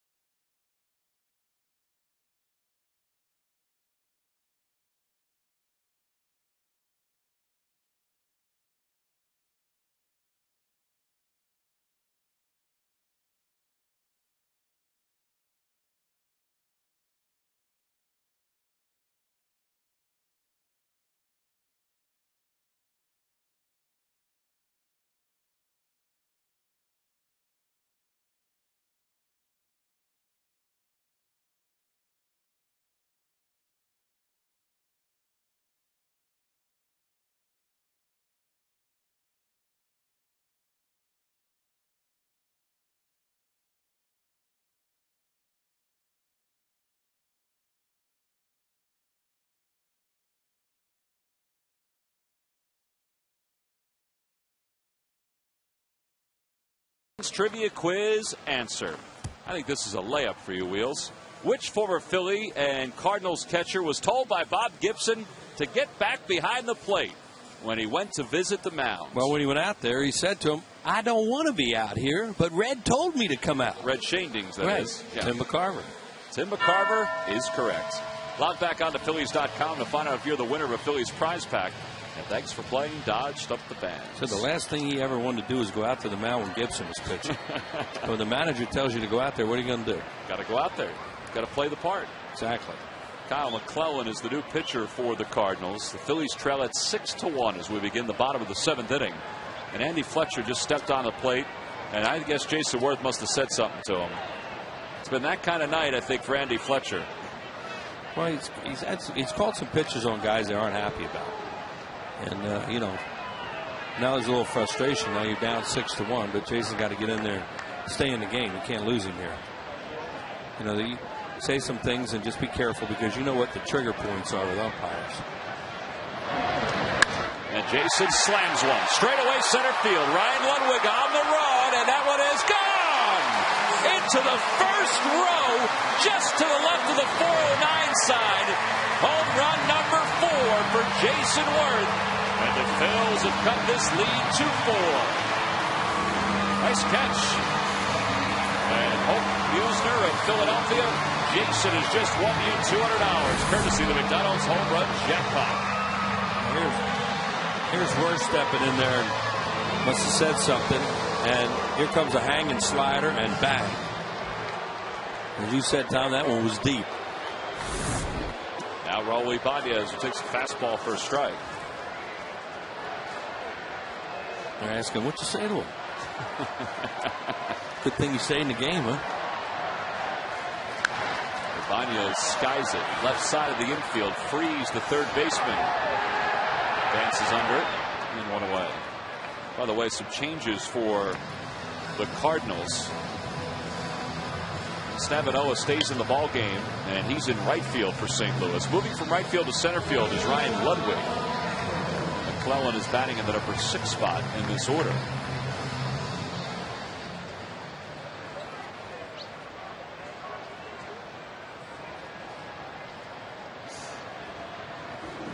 (6-2) Phillies trail it.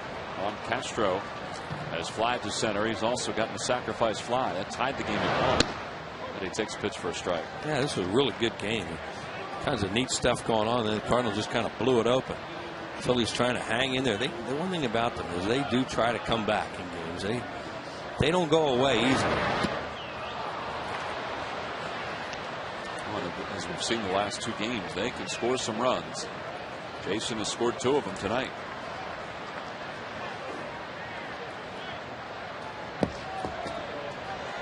I went to the count to Castro. He lays off, and it's 1-2. McClellan's going to throw a lot of breaking balls. Sinker with lots of curves, sliders. First pitch he threw was a breaking ball. Took a long ride. He has better success against lefties than he does against right-handers, average-wise. Well, there's a strikeout from a right-handed batter, and 2 away here in the 7th.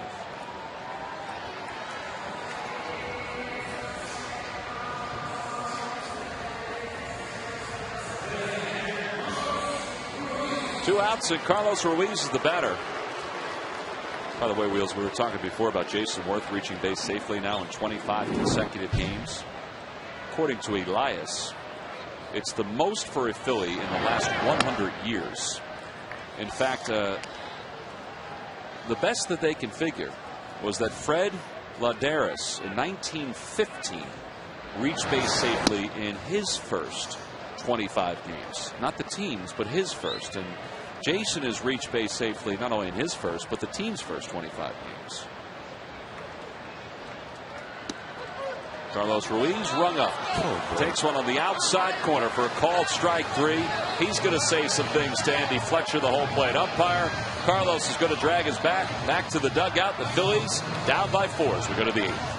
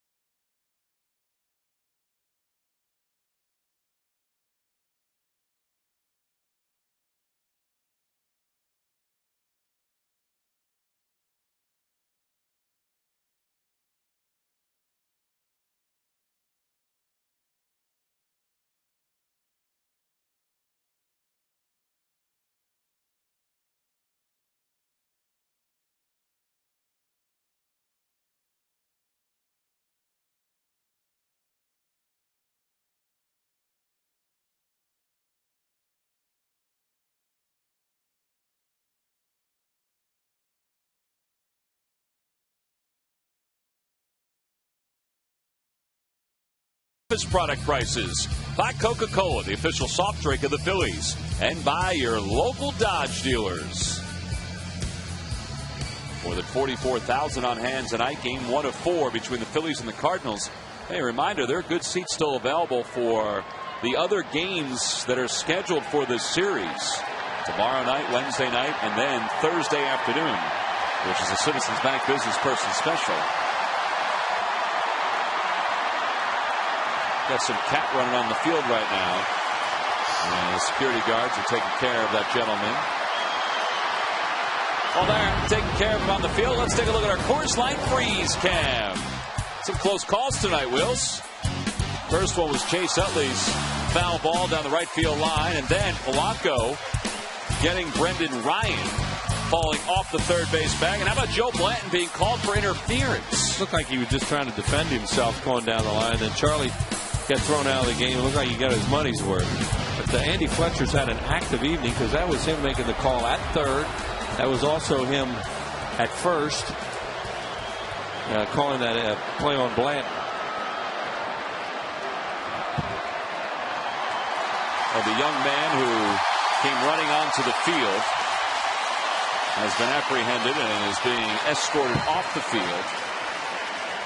There's Andy Fletcher. As we said, he's been involved in a lot of close plays tonight. Just a lot of plays in general. A lot of plays in general. And behind the plate, he's had a tough night, too, with the balls and strikes.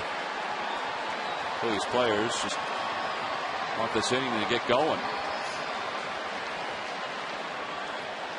Well, you know, whatever prompts somebody to do that, it's really dopey. You know, you're going to lose in the long run on that. In a lot of different ways. Many ways. I don't care how much you want in a bet. That's crazy. Well, Yadier Molina leads it off here at the top of the 8th. It's 6-2 Cardinals against Nelson Figueroa, and a swing and a miss at the breaking ball. It's 0-1. Molina has an infield single that was off of Joe Blanton. Literally off of him. Intentional walk in the 4th.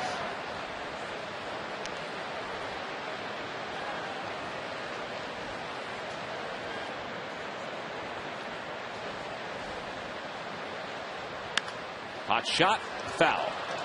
Down the left field line.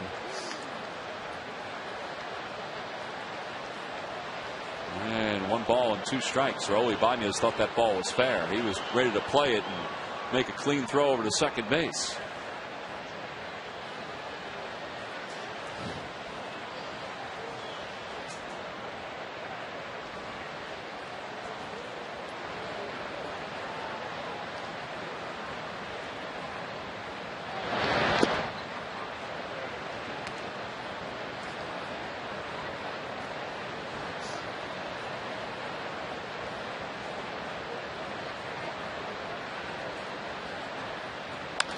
Back toward the middle. That's going to be a base hit for Molina. It's his second hit of the night. So he's aboard to start this 8th inning. You know, Wheels, we were mentioning before how electric this place was last night and how loud it got when Carlos Ruiz was basically given the unintentional intentional walk in the 4th inning. And then Jamie Moyer eventually worked out the bases loaded walk that kept that inning alive and set up Victorino's grand slam. And we've seen cases here at this ballpark where the crowd does get into the head of the opposing player. CC Sabathia that night for the Brewers in the postseason. Well, there was no doubt the crowd was in his head when Brett Myers was at the plate, fouling one pitch off after another. And I know you remember this, but back in 1978 or 77, I should say, against the Dodgers in the postseason, Bert Hooton had a similar situation. Yeah, well, he was throwing pitches right down the middle, and Harry Wendelstedt was calling them balls. And Hooton kept, you could read his lips going, where was that pitch? Where? And he walked, I think he walked 3 runs in a row. And that was the Black Friday game, right? Yep. Which the Phillies would wind up losing in such a horrible way. But yeah, the crowd got, and they were waving those handkerchiefs behind home plate, and they really got to Bert Hooton that day. They even walked Larry Christensen during those string of free passes. As Joe Mather is going to pinch hit here for the Cardinals. He walked Boa with the bases loaded.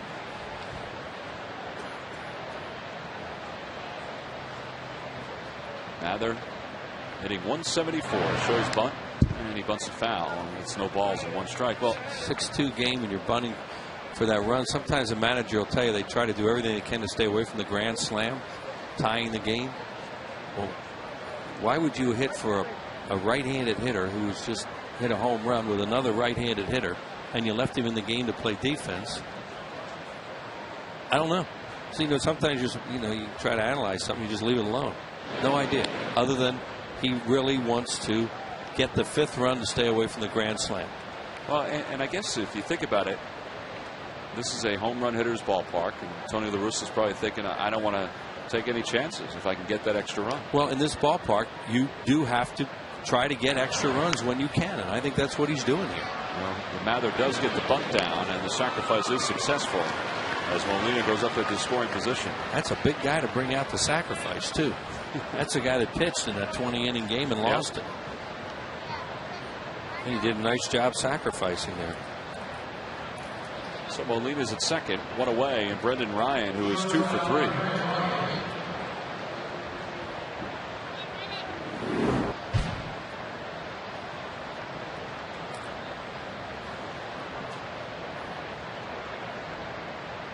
Ryan is singled, he's doubled in a very odd way. Thought he had a triple on that play as he hits that one sharply. Cut off by Polanco. He doesn't have a chance to apply the tag. And Molina is very fortunate that he didn't just run right into that play.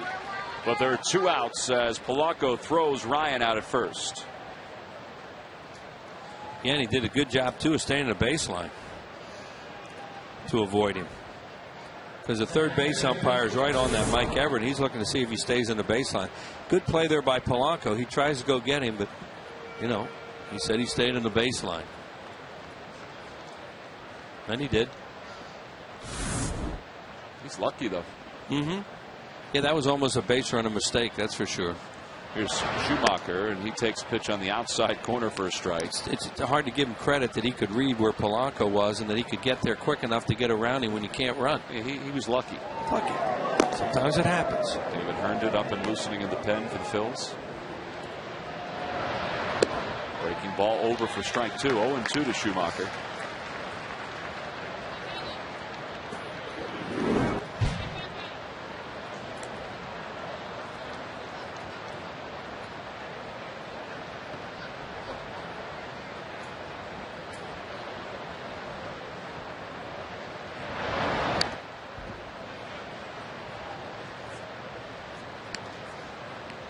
Joe Blanton started this game for the Phillies. He went 6 2/3. He allowed 10 hits and 4 runs. He walked 1, struck out 4.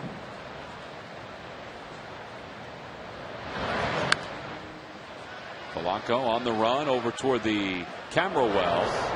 The ball just wasn't hit high enough for him. And it remains 0-2.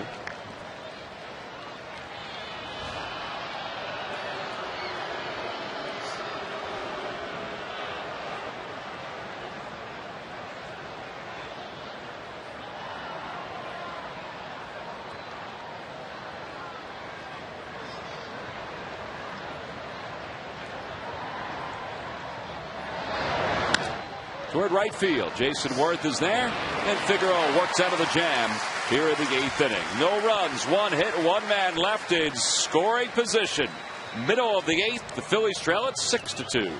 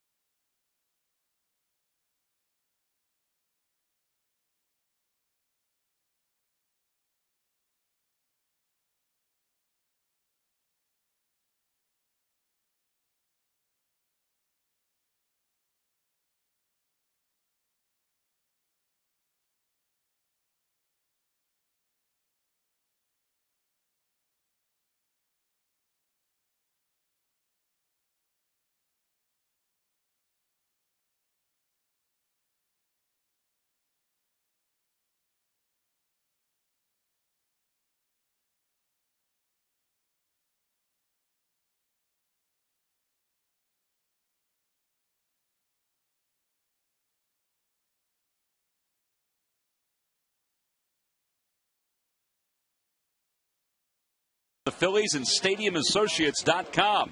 Call 877-GO-PHILS or stop by the Majestic Clubhouse store.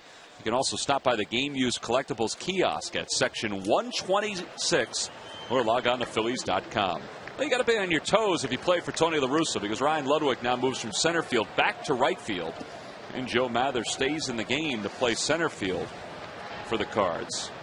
Kyle McClellan is still out on the mound for St. Louis. And Ross Glode is the pinch hitter for the Phillies. And Glode pops one up. Shallow right field. And Ludwig will wait for it. Over to his left a few steps. One away.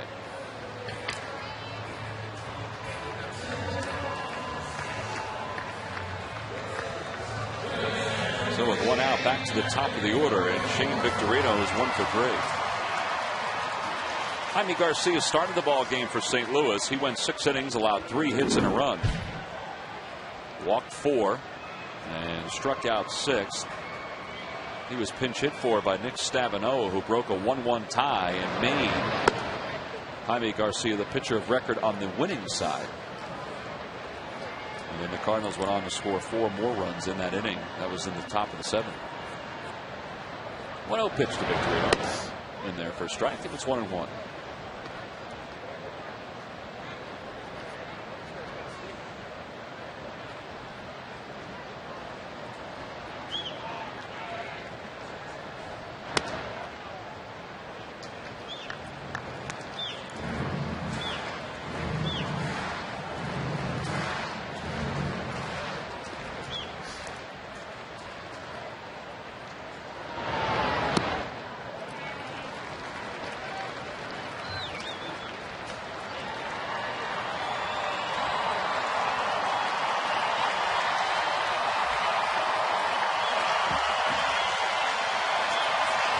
The count to Victorino, trying to get on base to get something rolling here in the bottom of the 8th inning. And he takes a pitch for a strike. It's 3-2.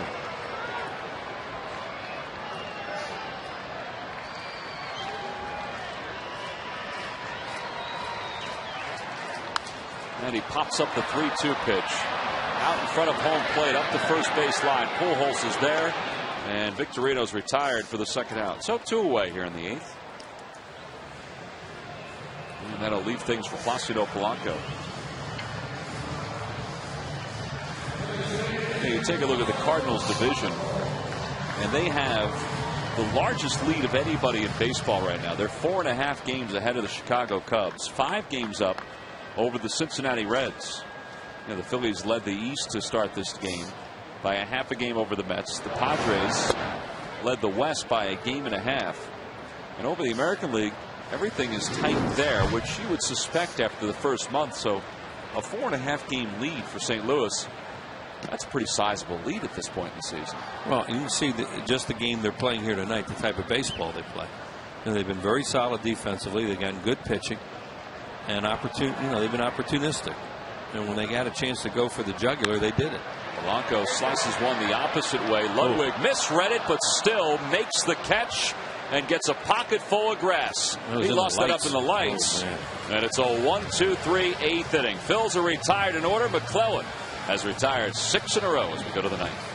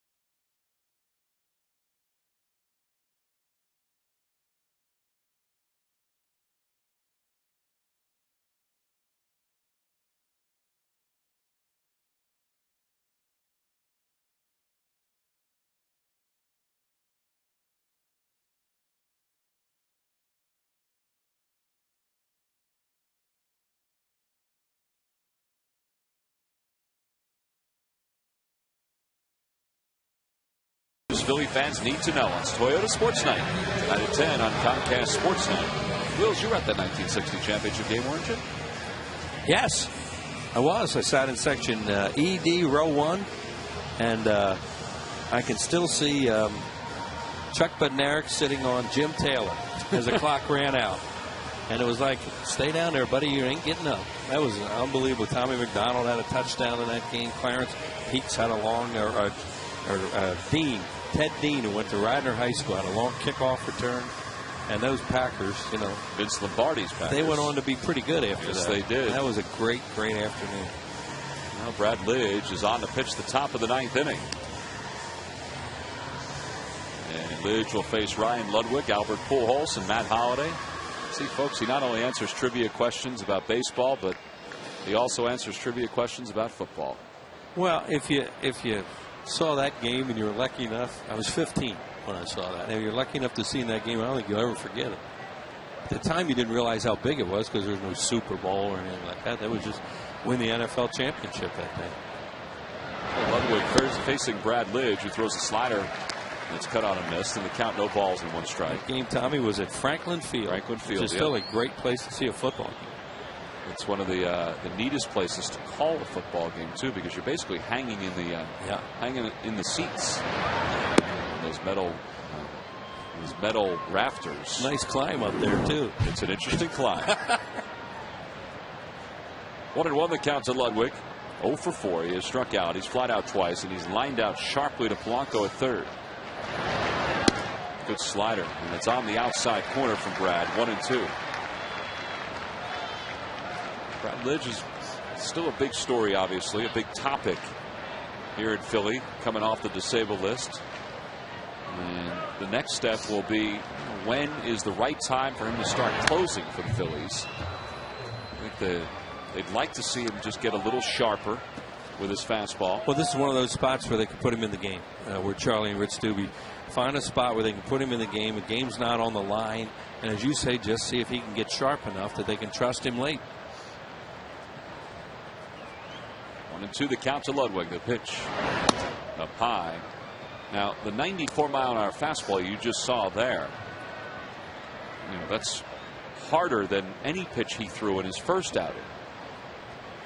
Rich Stubbe's charting those pitches.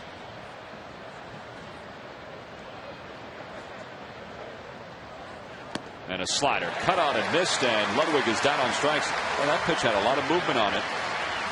And Ludwig's down on strikes for the 2nd time tonight. Well, it's a good sign to see somebody chase one. And that is that hard breaking ball of his. It's out of the strike zone. It's meant to be a ball, to see if they'll swing at it, and he did. Of course, he had a pitch called on him early in the count that was way outside, so he was a little defensive. Albert Pujols the hitter. Pujols takes the pitch low. Another breaking ball. And he just asked Brad Lidge to get a new ball. See what Albert's career numbers are against Brad Lidge. Albert said there's a smudge on that. Look, see it? Throw it out.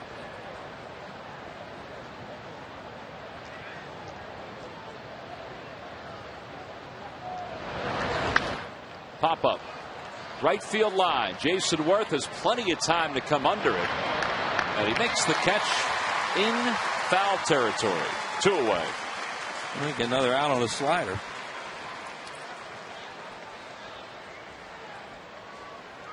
Pujols held to just 1 hit tonight. Has scored a run. But Joe Blanton first, and now Brad Lidge. They've kept him off balance with some breaking pitches. So 2 away, and here's Matt Holliday. He has scored 2 runs tonight. And a fastball taken for a strike. It's 0-1. Good thing about that fastball, I mean, I know it was in the middle of the plate a little bit, but it was down. And that's the whole thing about Lidge. He could never get his fastball down last year to make his slider effective. He threw a lot of those. And he would, unfortunately for him, throw them in the middle of the plate, or there would be a ball, they'd take him, he'd get behind, and then he had to throw one that they could handle. They won't swing at that slider a whole lot if he isn't ahead in the count. I mean, it's just, and he knows that. There's a fastball swung on and missed. It's 1-2. pretty good fastball hitter. He just threw one by. The board said 93, and he was late. Well, now he's ahead. Let's see where Carlos sets up. Outside. And there's that slider in the dirt. 2-2. Yeah, that's the one. That's the one he throws a lot of times when he's ahead in the count, and it's thrown out of the strike zone on purpose for him to chase. Now, Lidge, when he was going so good 2 years ago, would throw a slider that he felt he could throw for a strike when he wanted to. And that was really some kind of weapon, because they just froze on that.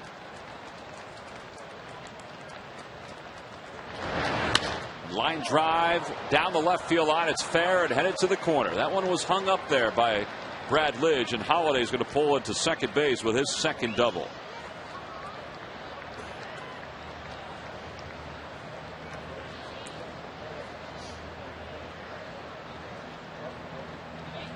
So a two-base hit. As Tom said, this was hanging. This was a slider. He's supposed to be down and away.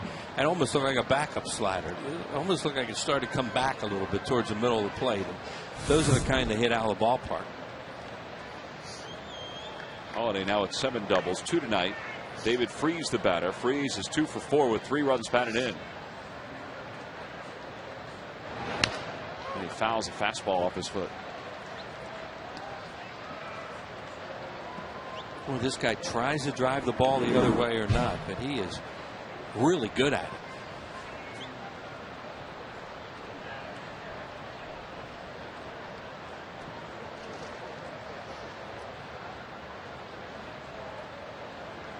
Stands way in the back of the batter's box, too, which means he can wait a little bit longer.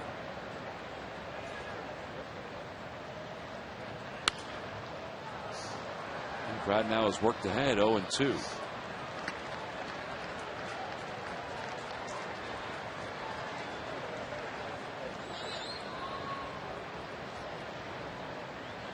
See what Wheels is talking about, where Freese sets up with that back foot. He's on that back line, which you can't see anymore, but that's where the back line was when the game started. No balls, 2 strikes the count. And a slider in the dirt, 1-2.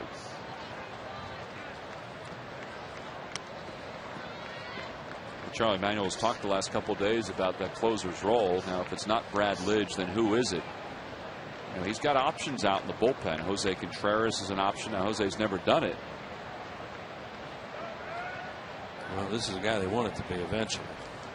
Ryan Matson was the guy before he went on the disabled list. And Freese down on strikes. Good slider by Lidge. He picks up 2 strikeouts in the inning. So no runs, 1 hit, 1 man left in scoring position. Middle of the ninth, 1 last chance for the Phillies. It'll be the heart of the order. Chase Utley, Ryan Howard, and Jason Worth.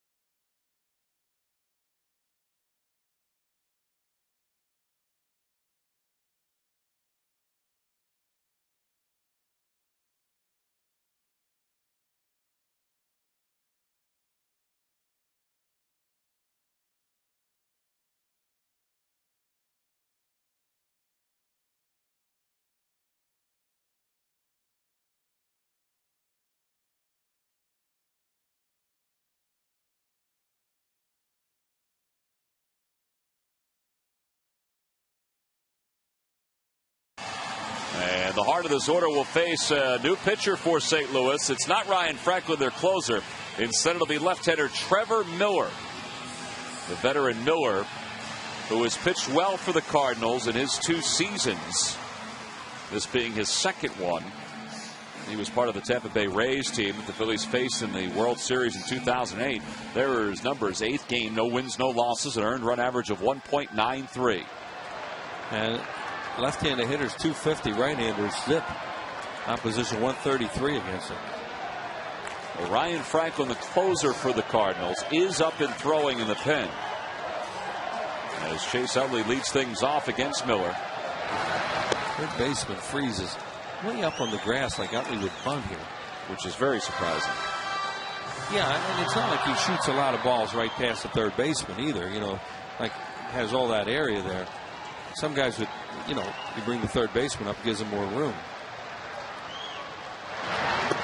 Chase is 2 for 8 in his career against Trevor Miller. Tonight he's 0 for 2. He walked back in the 4th.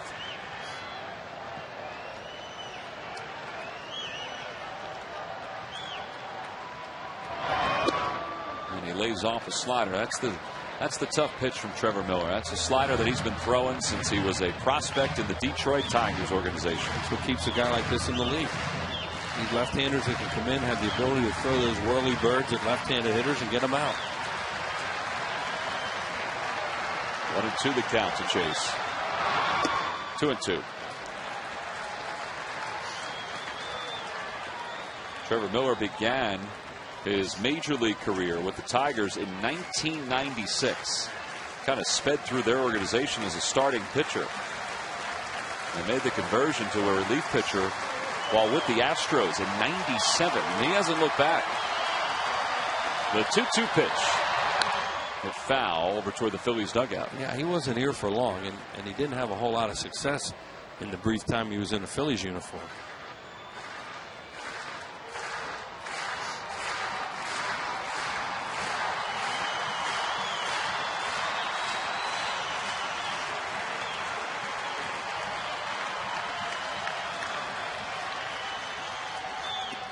There's ball 3. Trevor Miller pitched for the Phillies for 14 games back in 2000. 19 hits in 14 innings for the Phillies. Now, he upped to get Terry Francona fired after that season. Career earned run average of 4.21, and would be a lot lower if not for that year. 3-2 the count to Chase. In the air to right field. Backing up is Ludwig. Back to the warning track, to the wall. Gone! Wow, did that ball carry out? One-handed swing by Chase Utley, and he's made this a 3-run game. We talked earlier about Stavinoa's home run, the way that he pulled off and still hit the ball of the ballpark. Well, this was really remarkable what just happened here. He is so strong and so quick, and that swing is so short.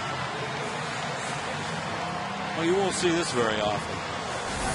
Here comes one of those whirly birds, it looked like. And he got it up just enough. Now watch Utley just go pow. And just almost one-hand this ball out of the ballpark. That is incredible to see. Look how the bottom hand's off the bat. That's some follow-through right there. It's a 6-3 game. Chase with his 8th home run of the year. And Ryan Howard's ahead, 1 ball and no strikes. Now you got a save situation, so he's going to pitch to one more batter and then he'll probably get Franklin. Ryan Franklin is loosening. Ryan Howard, 2 hits and 8 at-bats against Miller. Well, he got away with one there. There's Ryan Franklin, another former Philly.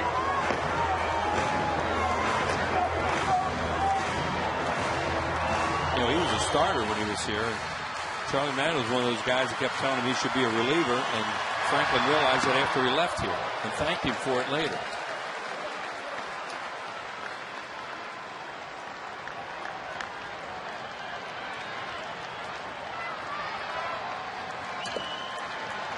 Ryan 0 for 3 tonight, couple strikeouts, ahead 2-1. And it's 2 balls and 2 strikes as he shoots that one into the upper deck.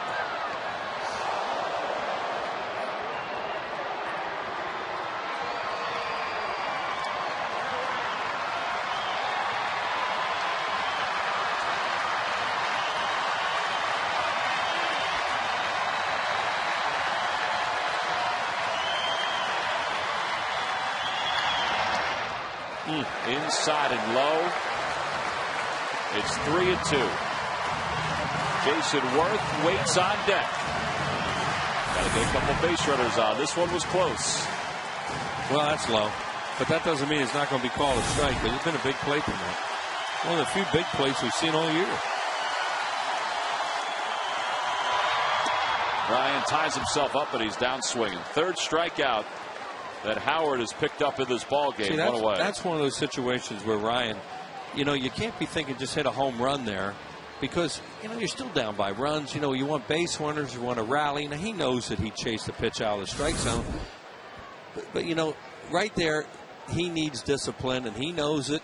As soon as he swings, there's like, oh man. But now you have a base runner with nobody out. Well, and Trevor Miller's night is done. He faces the first two lefties for the Phillies, gives up a home run, picks up a strikeout. It's a save situation for the Cardinals, so they'll call upon their closer, former Phil, Ryan Franklin. He'll be the new pitcher. We'll tell you about his year when we return.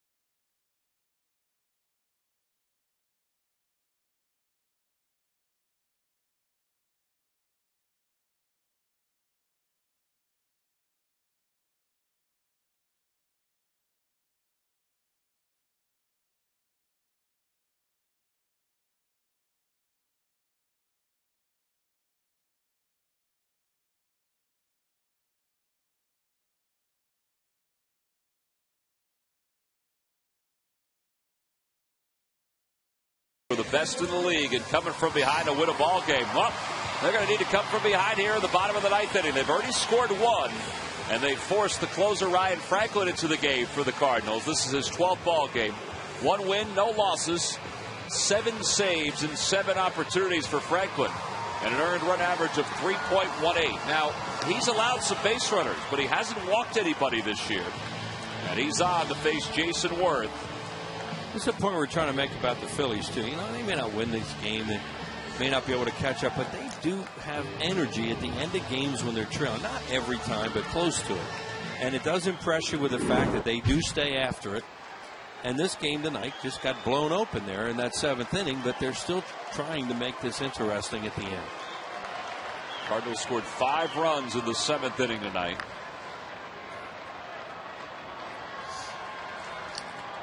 And they took a 6-1 lead. The Phillies scored a run in the bottom of the 7th, one here in the bottom of the 9th. And the pitch to Jason Worth, taken on the outside corner, and this is the run in the 7th inning. He had just had a conversation with the home plate umpire, getting a little animated, and then he steps in and hits a breaking ball out of the ballpark 400 feet away.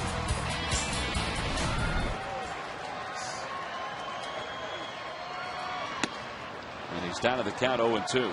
Ryan Franklin last year saved 38 games for St. Louis, 17 the year before. But he was part of their struggle at the end of the season last year that lasted into postseason. They limped into postseason and then got eliminated by the Dodgers.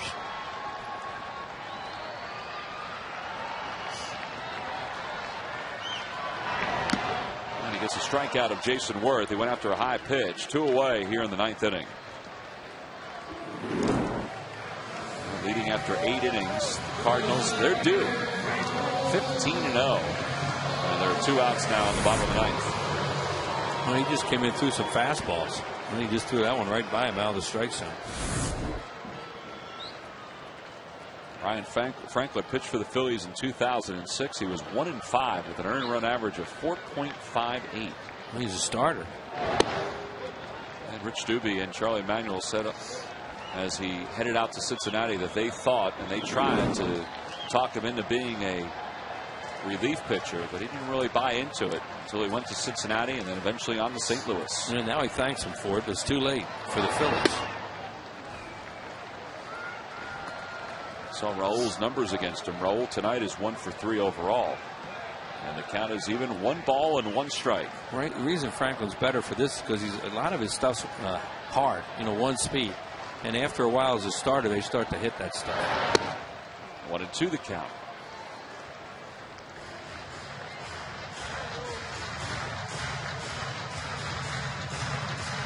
He can throw a split too for a changeup like he did there and be very effective against left-handed hitters.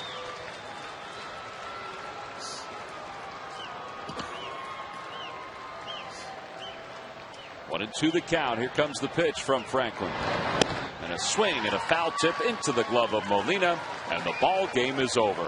Ryan Franklin comes on and picks up the final 2 outs. Gets back-to-back strikeouts. And he will save this one for Jaime Garcia, who improves to 3-1 as the St. Louis Cardinals have taken game 1 of their 4-game series with the Phils. And they have won their 18th game of the year. Our Chevrolet player of the ball game, David Freese, who on the heels of being named the National League's player of the week, well, he gets the honor tonight. 2 for 5 with 3 RBIs, and his double was the big blow in tonight's ball game. And our WB Mason delivery of the game is the hit that broke this thing wide open. Bases loaded, 2 out. Breaking ball called for a strike to pitch before that. That breaking ball got a lot of the plate, and he hammered it to right center off the scoreboard, cleared the bags, and that pretty much put the Cardinals on their way to victory. So St. Louis wins it by a final score of 6-3, 18th win of the year. They take game 1.